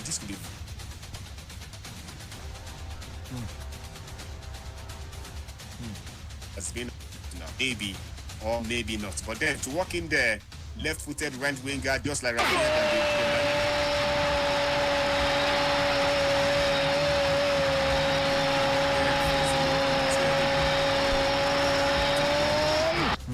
then have they gotten the replacement for him? No. Okay. The business they have done have not been convincing. And I tell you, they were lucky not to get relegated last season. It was down to Burnley's lack of concentration at some point. If not, they would have been relegated. So, teams expected to be relegated, according to myself. Yeah, Nottingham Forest, AFC Bournemouth, and Leeds United. Definitely not Fulham. Okay, thank you very much for that, Rex. Rex is definitely not Fulham getting relegated. Hey, guess what? Fulham 2, Liverpool 2. Mistake from Darwin Núñez. That was definitely of a shorty. But of course, if you definitely had heard that goal alert, it was simply because Liverpool have made it 2-2 against Fulham. And guess what? Mohamed Salah has become the first player in the history of the Premier League to score on 6 consecutive opening days. 6. Every year has been at Liverpool. The man has scored on the opening day. What more do you want from Mohamed Salah? Well, I don't know. If you want goals, he's going to deliver them. That man cannot stop scoring. Can he? Well, it's 2-2 between Liverpool and Fulham. At this juncture at Craven Cottage, the Reds found a way, come back twice to get a result in this particular part of town. But Alan Smith is joining us at this point in time. Sports Radio, Brila FM, Abuja, 88.9 is the band. Alan Smith, it's 2-2 between Liverpool and Fulham. Your thoughts, please. And of course, quite a frenetic moment for you to join us. Hey, Alan, are you there? Okay, we'll try to get back with Alan. Of course, it seems like there's a bit of... well, of course, he's now... Hello. Yeah, Alan, welcome. Hey, guys, can you hear me? Yes, sharp, Alan. Can you hear me, Alan? Okay, seems like Alan Smith, of course, not really getting to grips with us at this juncture. Hello, Alan, can you hear me? Hello. Okay, well, of course, Alan Smith will be with us shortly once again. Yes, of course, in about 32 minutes, 31 minutes to make that. Well, we will be linking up with Gianluca Freschi and his team of reporters across the ground. First time this season. For the first time this season. And I have a lot of questions for Gianluca. But first, let's go to Alan Smith now. Hello, Alan, are you there? Hello, guys, can you hear me? Yes, we can hear you, Alan Smith. Oh, yeah, good afternoon to you guys. A bit of network on the issues here. Yes, good to be here with you guys again. Football live on a Saturday. Yes, Abuja is fine. Very sunny out here. The weather is very bright to welcome the Premier League season. Like you said, yes, out there at Craven Cottage, we are seeing Fulham are putting up a fight against a Liverpool side who everyone have tipped to go all the way alongside Manchester City for the Premier League title. This is why we love the Premier League. A team just coming from the Championship are playing against a team that just defeated the champions of the Premier League just last weekend at the King Power Stadium in the FA Community Shield. That is why we love the Premier League. And yes, plenty end-to-end stuff in this particular encounter. A fierce encounter, plenty tackles here and there. And Alexander Mitrovic finally is standing up to be counted in the Premier League. He is the king of the English Championship. In the Premier League is where they needed him the most. And so far so good. 2 goals in his first 2 games in the Premier League this campaign. It's a welcome development for Marco Silva and his team.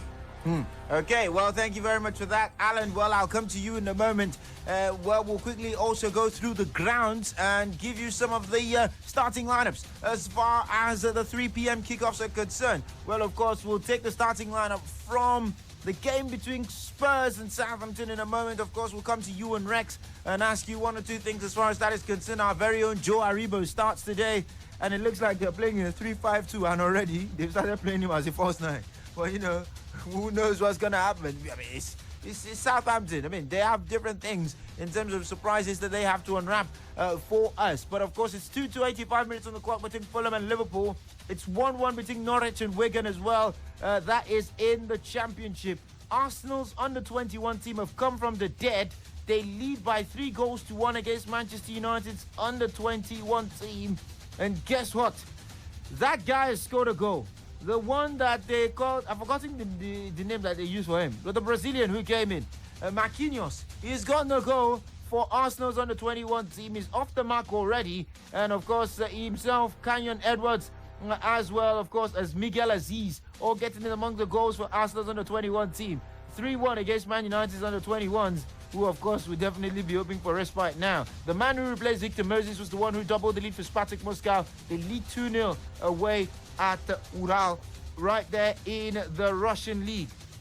Of course, as far as that is concerned, 090-40,889, 090-41,889. We're taking your calls, we're taking your thoughts and your reactions. Well, already a lot of things have been said as far as this one's concerned. Hey, this one, Liverpool, this, that. Well, on the strength of what you've seen so far, Jurgen Klopp said something much earlier during his pre-match game and said he has no plans to add to the team this summer, despite the fact that they have a mini injury crisis. Forget what Liverpool are doing right now. There's a mini injury crisis in that team. Yes, the quality is there. They've got a lot of players, but currently speaking, Liverpool are without Diogo Jota. They are without Curtis Jones, not a first-team player. They are without Naby Keita. They are without Calvin Kelleher. They are without Ibru Konate. They are without Alex Oxlade-Chamberlain. And they're without Kostas Tsimikas.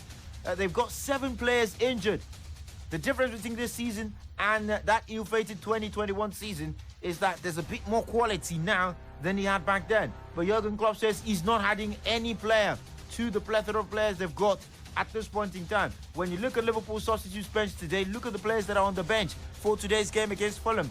Adrian, Bajcetic, Carvalho, Chambers, Elliott, Gomez, Milner, Nunez, and Sepp van der Berg. Those are the players who are on the bench for Liverpool today. So it sort of feels like if you take out those 6 injured players, I mean, some of them first team, some of them not first team players, some of them starters, some of them substitute players or impact players, Liverpool sort of falling short of an injury crisis. A couple of them are long-term. Chamberlain is out long-term. Ibrahim Konate's return date is not specified.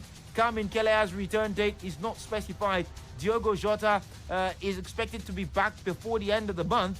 Curtis Jones is not specified as well. Kostas Tsimikas will be back for match day 2 when Liverpool are at home. So, of course, you look at some of the players that Liverpool are missing, some of them long-term, some of them short-term. But as far as they're concerned, should Klopp go into the market? Should he deep into the transfer market and try and get someone in? We'll go to Alan Smith and then, by virtue of the phone lines, it's 2-2 right now at Craven Cottage between Liverpool and Fulham. But should Jurgen Klopp go into the transfer market and get a player, given the situation of things at this juncture? Alan?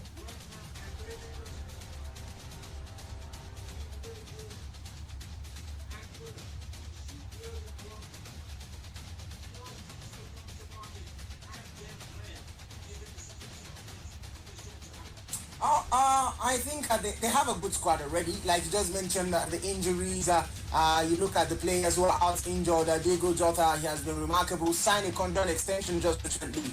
Ibrahima Konate, another player who has been very key in terms of rotating the back line. I can't really say the same about Alex Oxlade-Chamberlain because he hasn't really contributed more to this Liverpool side. Kostas Tsimikas has been very reliable whenever Jurgen Klopp wants to rotate Andrew Robertson in that left back position. And then you have Curtis Jones, also another player who is a utility player, can also come in place of the likes of Henderson and also Thiago Alcantara whenever the coach decides to rotate his squad. But like you said, we really don't know the return date of some of these guys. For Alex Oxlade-Chamberlain, he's injury prone. We all know about that one. Naby Keita is another player who you can rely upon because of his injury record. Ibrahima Konate also, when he used to play for RB Leipzig, he had this injury history, not the best of injury record when he was at RB Leipzig, and it was a huge shock when Liverpool signed him then, considering his injury record. But he's a solid defender. Well, if you ask me, definitely I expect Jurgen Klopp to at least go back into the transfer market because Seeing that first half, how Fulham charged at them and also gave them a fight, you look at this team and you said something is definitely missing. Something is definitely missing. They at least, I don't think they should done in the transfer window yet. They need to strengthen this side. I know Mo Salah will also always guarantee the goal. Roberto Firmino, I can say the same for him. Luis Diaz, flashy player, has the skill, has the dribbles and all of that. But in terms of the end product, can you really rely upon him to guarantee 15, 20 goals in the Premier League just like Sadio Mane did 2 seasons ago? Can you really rely upon him to give those goals? I know Darwin Núñez has hit the ground running already, but I still have my doubts about this brother. I really don't know why, but I still have my doubts about him. Maybe with time, I can just soften it up and start warming up to him. But for now, if I'm Jurgen Klopp, I'll definitely be diving into the transfer market. This team still needs strengthening. When you look at the City team, when you look at the Arsenal team, yes, Arsenal fans, when you look at even Tottenham Hotspur, they are another team who have the squad depth to push all the way. If Harry Kane goes out injured right now, they can always rely upon Richarlison to fill in the gap. So I think Jurgen Klopp, in terms of this first 11, this is what he has. But when you look at the players on the bench, I really am scared. So I believe if it's about going to the transfer market, the window is still open for at least 3 more weeks. Yes, we should definitely go into the transfer market. 1 or 2 signings will help this particular team. Okay, thank you very much for that, Alan Smith. He says 1 or 2 signings will help this particular team. If Alan Smith says they should go to the transfer market, which player do you think Liverpool should go on and get in the market? Hello, good afternoon. Hello, good afternoon. Yes, good afternoon. Yeah, good afternoon, FG. Yeah. Welcome. My name is Ahmad. Welcome, Ahmad. Yeah. The recommendation you gave, FG, about going to the market, is it a stopgap measure or a desperate measure? Because this is early in the season now.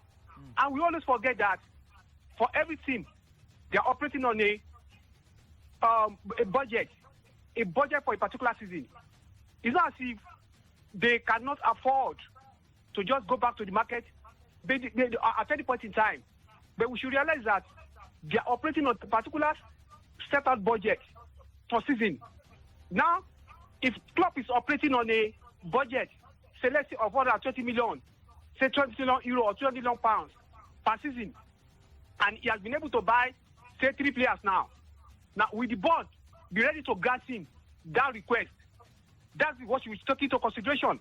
Because just as you have listed the players that are on the injury list, it's quite massive. And the board will take it into consideration because they are working with the physiotherapist to make sure that at least for 1 or 2 weeks, these players are coming back. You understand? So going back to the market as a stopgap measure or a desperate measure, these are the issues that have to be taken into consideration. Because really, when you look at the European circuit, there's a dearth of strikers, even midfielders. You understand? And still are looking for players. A team like Real Madrid, they're always looking out for players. So the market is so saturated with desperation on parts of top teams in Europe. You understand? And you know, Klopp, he always has an eye for quality players. So I cannot really particularly recommend any players now because you don't know what is on his mind. He must be working in tandem with the physiotherapist to make sure that he can fall back to the injured list and then bring him back 1 or 2 players which you have yourself have said. So it's quite dicey. That's my contribution, my brother. Okay. Thank you very much right there. 09040,889, 09041,889. That's the number to call to be part of the conversation right here. Let's take your reactions. It's 2-2. Should Liverpool go into the transfer market? Hello. Hello. Good afternoon. Good afternoon. My name is Jebwa. You're welcome, Gibra. Wow, about Liverpool issue, I don't think that Liverpool they are going to do well. Forget about their play 2-2 today. Understand? They have all the squad. They have all the squad they need. Understand?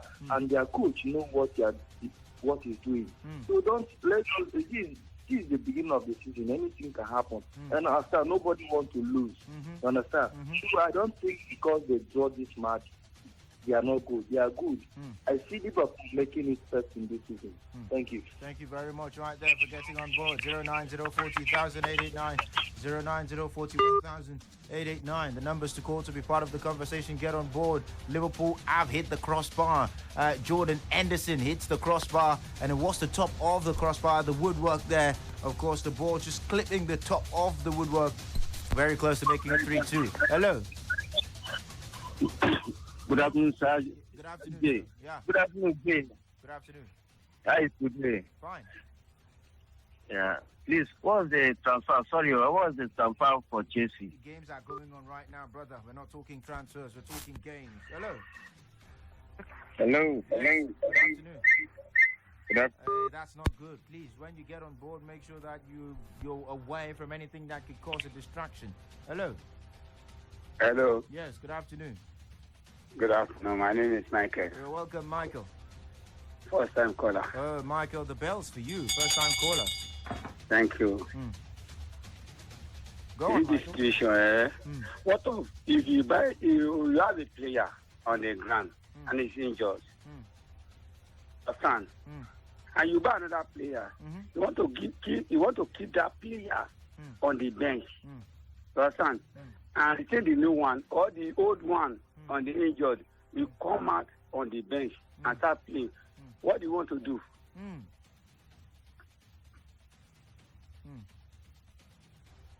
What do you want to do? What do you want to do? Okay.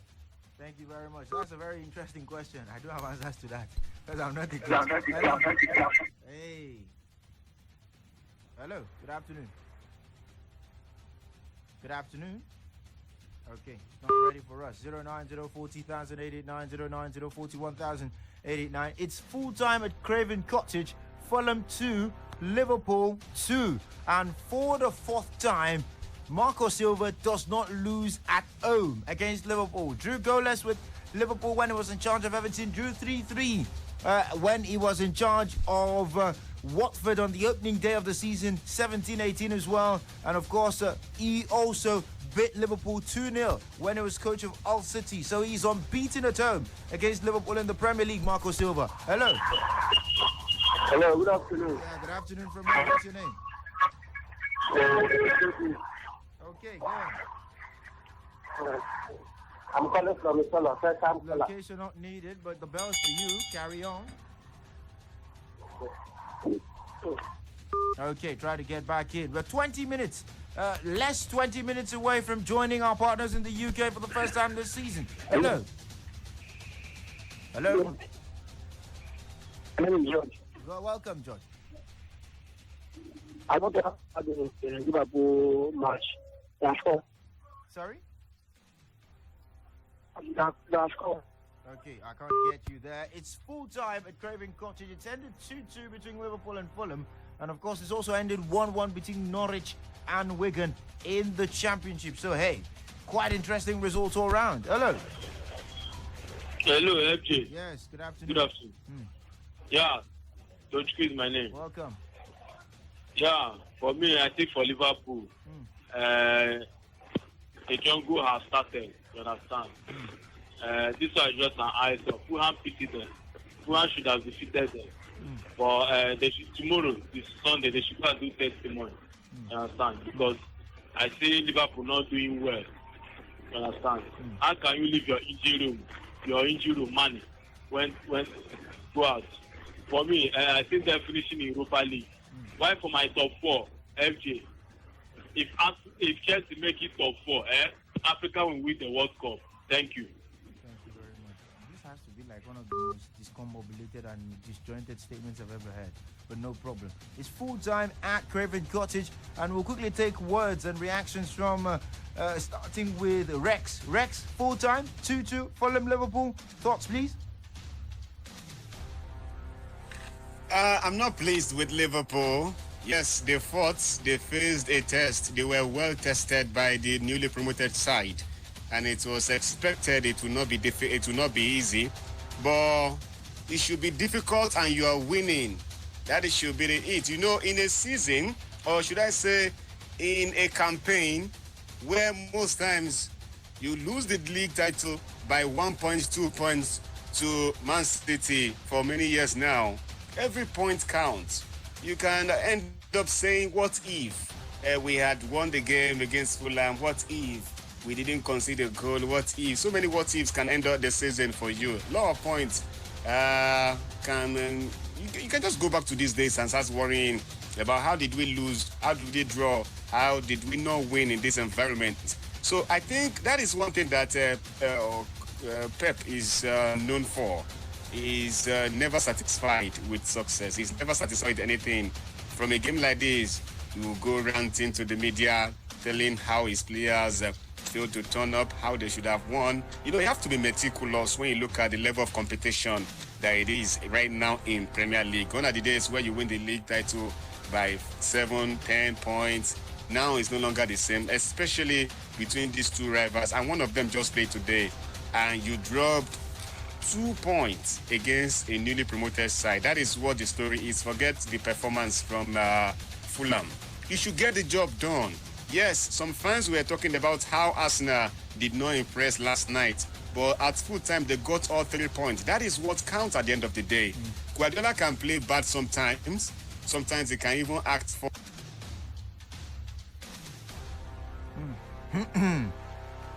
Sometimes they could even act funny. I mean, things could be very strange. Yes, pretty much understand where you're coming from there, Rex. But, well, the proof of the pudding, they say, is in the eating. And sometimes, as far as that one is concerned, well, the pudding and the eating, I don't know, finds it very interesting. But we'll quickly go to Alan Smith now, and of course take his thoughts, by the way, of what he saw in that game. Alan Smith, 2-2 at full time. Perhaps, I don't know, maybe you'd say you were not impressed with what you saw from Liverpool, but what do you think this game said about Fulham? Yeah, good result for Fulham. Very good result for them. I mean, coming back from the Championship, they are one team I always say they are not good enough for the Premier League, but too good enough for the Champions League. Too good enough for the Championship. But so far, so good. It's been a very good start for them. And yes, Marco Silva, I rate the coach highly, right from his days at Hull City to Everton and now to Fulham. We thought he was done after the Everton job, but he has been able to get himself back up, get them promoted, and yes, in his first game back in the Premier League, a very good display, a spirited display against a Liverpool side, went toe-to-toe with them. So it's a good point for Fulham. But like Greg said, for Liverpool, yeah, disappointing, but we know the season is a very, very long one. It's a marathon. There are going to be twists and turns. A lot of the teams are going to drop points at this particular ground, at Craven Cottage. If Fulham continue to put up fight like this, we saw Arsenal last night. Yeah, they might have won, but we know Crystal Palace are Arsenal boogie team. They are always putting up fights when they come up against Arsenal. So the Premier League is always exciting. This is why we love the league, because of games and results like this. Okay, thank you very much right there, Alan Smith, for getting on board. Alan Smith says that's why we love the Premier League, and it is because of games and because of results like this. Well, of course, we're still taking your calls, but at this point in time, we'll quickly, of course, take one call and take a breather. Hello. Okay, try to get back in. Hello, good afternoon. Good afternoon. Yes, what's your name? My name is David. You're welcome, David. My name is David. Go on. I want to talk about Liverpool. Go on. Hi. Liverpool. I know they really play good football, but those are players that injure. It's not been easy. Going inside the transfer market now to get players, it will be very difficult. But I just hope that they should do well, because I also am a Chelsea fan, but all those people that are criticizing Chelsea, they are still a strong team in that Premier League now. For the top four, I believe that Chelsea will end in top four. They don't be like any other team, but the team I'm afraid of now, that Manchester United, I just feel sorry for them. It's not going to be easy for them, because they have not signed any strong top 9. Like Chelsea, everybody knows Chelsea. They don't bother about striker. Chelsea can score goal. Even their defense or wingers can score goal, but I just wish that they should have the number 9 in their team because they not be like Chelsea. That's what I have to say. Okay. Thank you. Thank you very much right there for getting on board this beautiful Saturday afternoon on Football Live. Football Live, our proof that Sports Radio 88.9 Brila FM has gone beyond one league.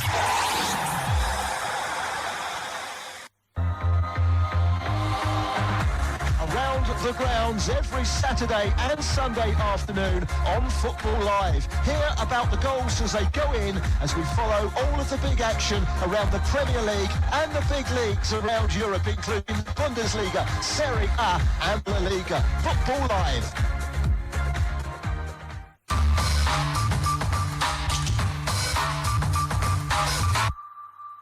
You are listening to Football Live.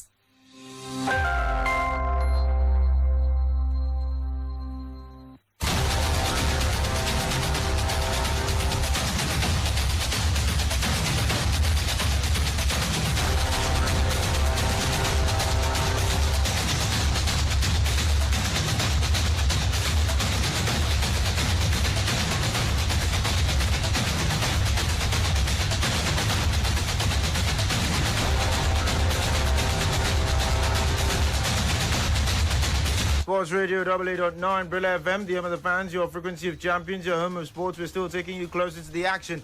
And yes, full time at Craven Cottage. It's ended 2-2 between Liverpool and Fulham. Well, in about 25 minutes, the 3 p.m. games would kick off. Yes, indeed. And of course, we will be with Gianluca Freschi and his team of reporters from across Europe. They'll be taking us closer to the action in Germany. They'll be taking us closer to the action in England. There will be action in France as well. They'll take us closer to the action in the Netherlands, in Belgium, in Scotland. So there's a lot of action that Gianluca will be bringing. And of course, I'd be keen to know what is going on, of course, as far as Gianluca is concerned. He's got a lot of gist for me, a lot of things to talk about over the summer.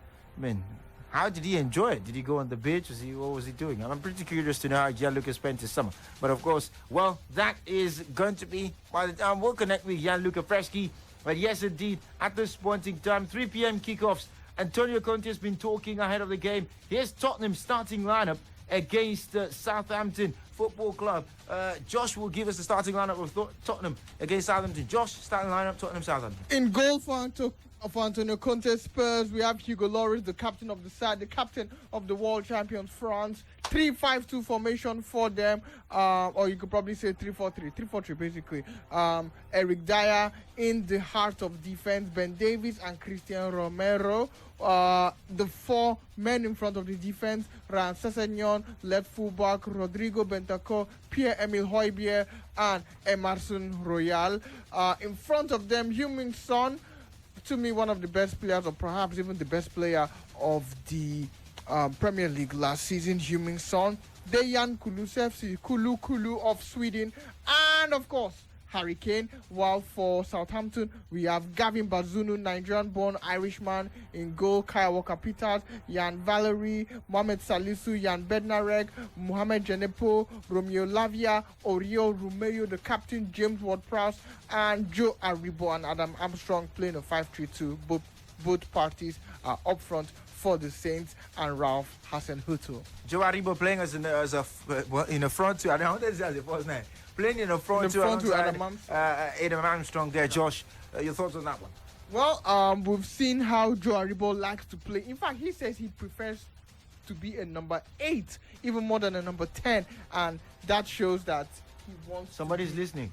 He wants to be supremely close to the top 9. He wants to be so close to the top 9, and he's played false 9 even at Rangers in the Europa League final. He played as a false 9, scored the goal for Rangers. Unfortunately, they lost to Frankfurt. We were beaten 6-1 last night by penalties. But it is what it is. It is football. It is life. And let's see how playing Joe Aribo as a top 9 works for Southampton. And let's see if Jose Peseiro could learn the tool from Ralph Hasenhuttl, and maybe we might see Joe Aribo play as a number 8 with Victor Osimhen for the Super Eagles moving forward. Let's take a listen to what Ralph Hasenhuttl, yes, that man, he's been speaking about finding consistency in the Premier League and blending new players. It is not because of this very hard. It's because of the quality of the opponents very hard to have consistent in the Premier League, because that would mean that we are in some regions in the table where it is very, very tough to be there. I mean, there are teams that spend massive money in not only young talented players, in players they have shown that they are competing in the Premier League. And we could still manage to keep them very long behind us, but then you could see in the end of the season that those are the qualities and also the decisive factor, if you want, and this was then the problem for us last season, especially the longer the season goes. We feel always that in the end we are a little bit breaking down with our qualities and with our performances. But again, we are full of energy now. We are going again, and we want to keep it on the highest level as long as possible. Well, of course, the words of Ralph Hasenhüttl as they prepare to take on Tottenham Hotspur in about 22 minutes. The coach of Tottenham has also been talking, Antonio Conte. Remember, Southampton beat Tottenham 3-2 in February. That game, of course, that really sort of allowed Conte to go into a meltdown. Hopefully he doesn't go into a meltdown as far as today's game is concerned. But Conte had a lot of things to say. Talked about beating Southampton and also making sure that Tottenham win the Premier League, if possible. But my expectation to have a different result than last season. This is my first expectation. Yeah, I hope so, because in the last season and Southampton we drew away and we lost at home. And for this season we are talking about a team that is a really good team, a good manager. We have to pay great attention, but at the same time we want to try to start in the best possible way, to try to get 3 points. We are going to play in our stadium. This is the first game, and we'll see again our fans. And it will be exciting for the players, for me, and to play again and to go into the new season. You want to win the Champions League? No, but I think my target and the club's target is to try to continue to improve, to develop what the process that we have started 7 months ago. It doesn't mean that if you lift trophy or you win Premier League or you win Champions League or you get a place in Champions League, you achieved your target. It means that we have to try to develop in every aspect, because my experience bring me to tell that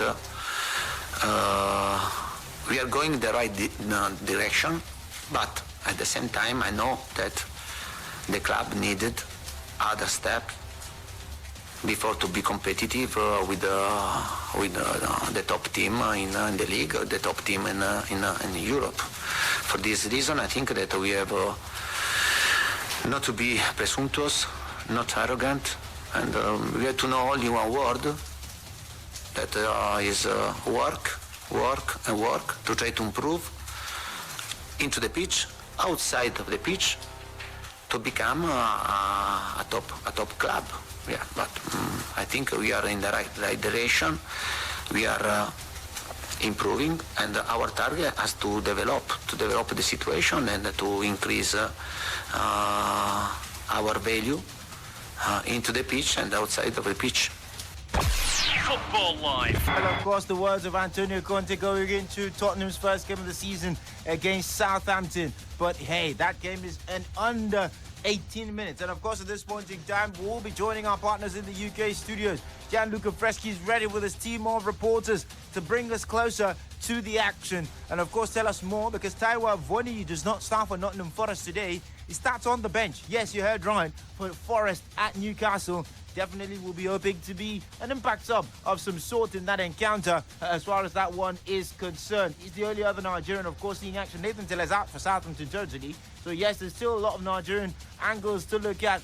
Also remember, Chido is on the bench. Wolfsburg are taking the lead against Werder Bremen. Felix and Mekcha is in action. Sorry, Lucas and Mekcha is the one in action in that one. He scored a goal already. I mean, that guy doesn't take too much time, does he? Well, yes, he is scored already in that particular part of town. Ciro Desez starts for KRC Genk today as well. So a lot of Nigerian action, a lot of Nigerian players still seeing action as far as today's concerned. We'll be bringing you the Nigerian players update at 20 minutes past the hour, of course, when we join our partners in the UK right here, right now. But for myself and Josh Chukwunonsoike Okoli, as well as Rex, and of course Alan Smith, we say for now, adios. Yes, of course, we'll be back shortly as we link up with Gianluca Freschi, who's got a lot of gist, for myself, for you as well.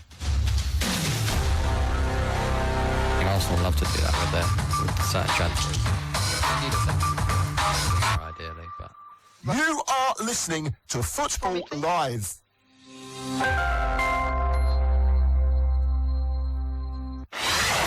Football Live, our proof that Sports Radio 88.9 Brila FM has gone beyond one league.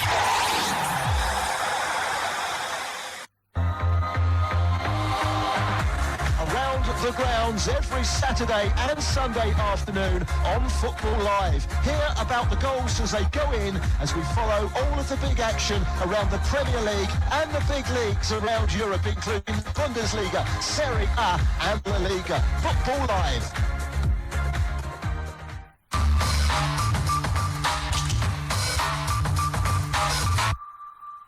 You are listening to Football Live on Brila FM with Gianluca Freschi. Good afternoon and welcome to Football Live here on Brila FM on Saturday the 6th of August with me, your host, Gianluca Freschi. That's right. We are back. In what has felt like an absolute eternity, the domestic season finally kicks off with another 9 months of the beautiful game for us to sink our teeth into. My brilliant squad of reporters are at 5 key matches in the Premier League and Bundesliga, and we'll also have the latest scores from the other leagues throughout today's show. While the goals go in, we'll also be wanting to hear from you on social media, courtesy of a selection of key talking points, including your tips for the title, who will go down, and any other predictions you'd also like to bring to the table. Will Arsenal get back into the Champions League? Is this the season for Spurs to end their trophy drought? And can someone stop a Manchester City-Liverpool title race? We'll see it all unfold before our very eyes. Plenty to get through in the next couple of hours, so make sure you stick around with myself and the team here on Brila FM on another massive afternoon of Football Live action. Yes, welcome back, everybody. Those 3 months, they felt like they dragged quite a bit in between the end of the Premier League season and the start of this one. At least we had a bit of, we had the Women's Euros the last few weeks that tied us over. We are back now with the beautiful game. Plenty of games in prospect as well over the course of this weekend. Remember, Saturday and Sunday is your time to listen to Football Live here on Brila FM. I'm going to run through the games that we're keeping a close eye on, and then we're going to be hearing from Barry Swain as well, who was watching Fulham taking on Liverpool earlier this afternoon. So in the Premier League, 3 p.m. kickoffs. We'll be getting team news from each of these from all of our reporters very, very shortly. Bournemouth taking on Aston Villa at the Vitality Stadium. Then in Yorkshire, Leeds are at home to Wolves. Newcastle are facing off against Nottingham Forest, their first time back in the big time for 23 years. Not since 1999 have Forest been back in the big time. Great to have them back in the Premier League. And then Tottenham are also taking on Southampton in North London. And elsewhere, we've got a Bundesliga game as well. Just a small matter of a Berlin derby on the opening day in the Bundesliga between Union and Hertha. That game kicked off around 15 minutes or so ago. It's currently goalless between the two, and we're going to be hearing from our reporter Patrick Moret very, very shortly as well, once we've had the team news from all the Premier League kickoffs. And the Premier League is obviously the main focus that we have here on the show, and what better way to hear about what happened at Craven Cottage a little earlier this afternoon. Fulham, Liverpool playing out a 2-2 draw. Very entertaining by the looks of things. And Barry Swain was there watching that game for us. Barry, how did that game unfold? Well, newly promoted Fulham matched Liverpool every inch of the way and took a deserved point in a thoroughly absorbing encounter in the glorious sunshine on the banks of the Thames at Craven Cottage. Fulham started well. Alexander Mitrovic answering the critics who think he might just struggle to score goals in the Premier League.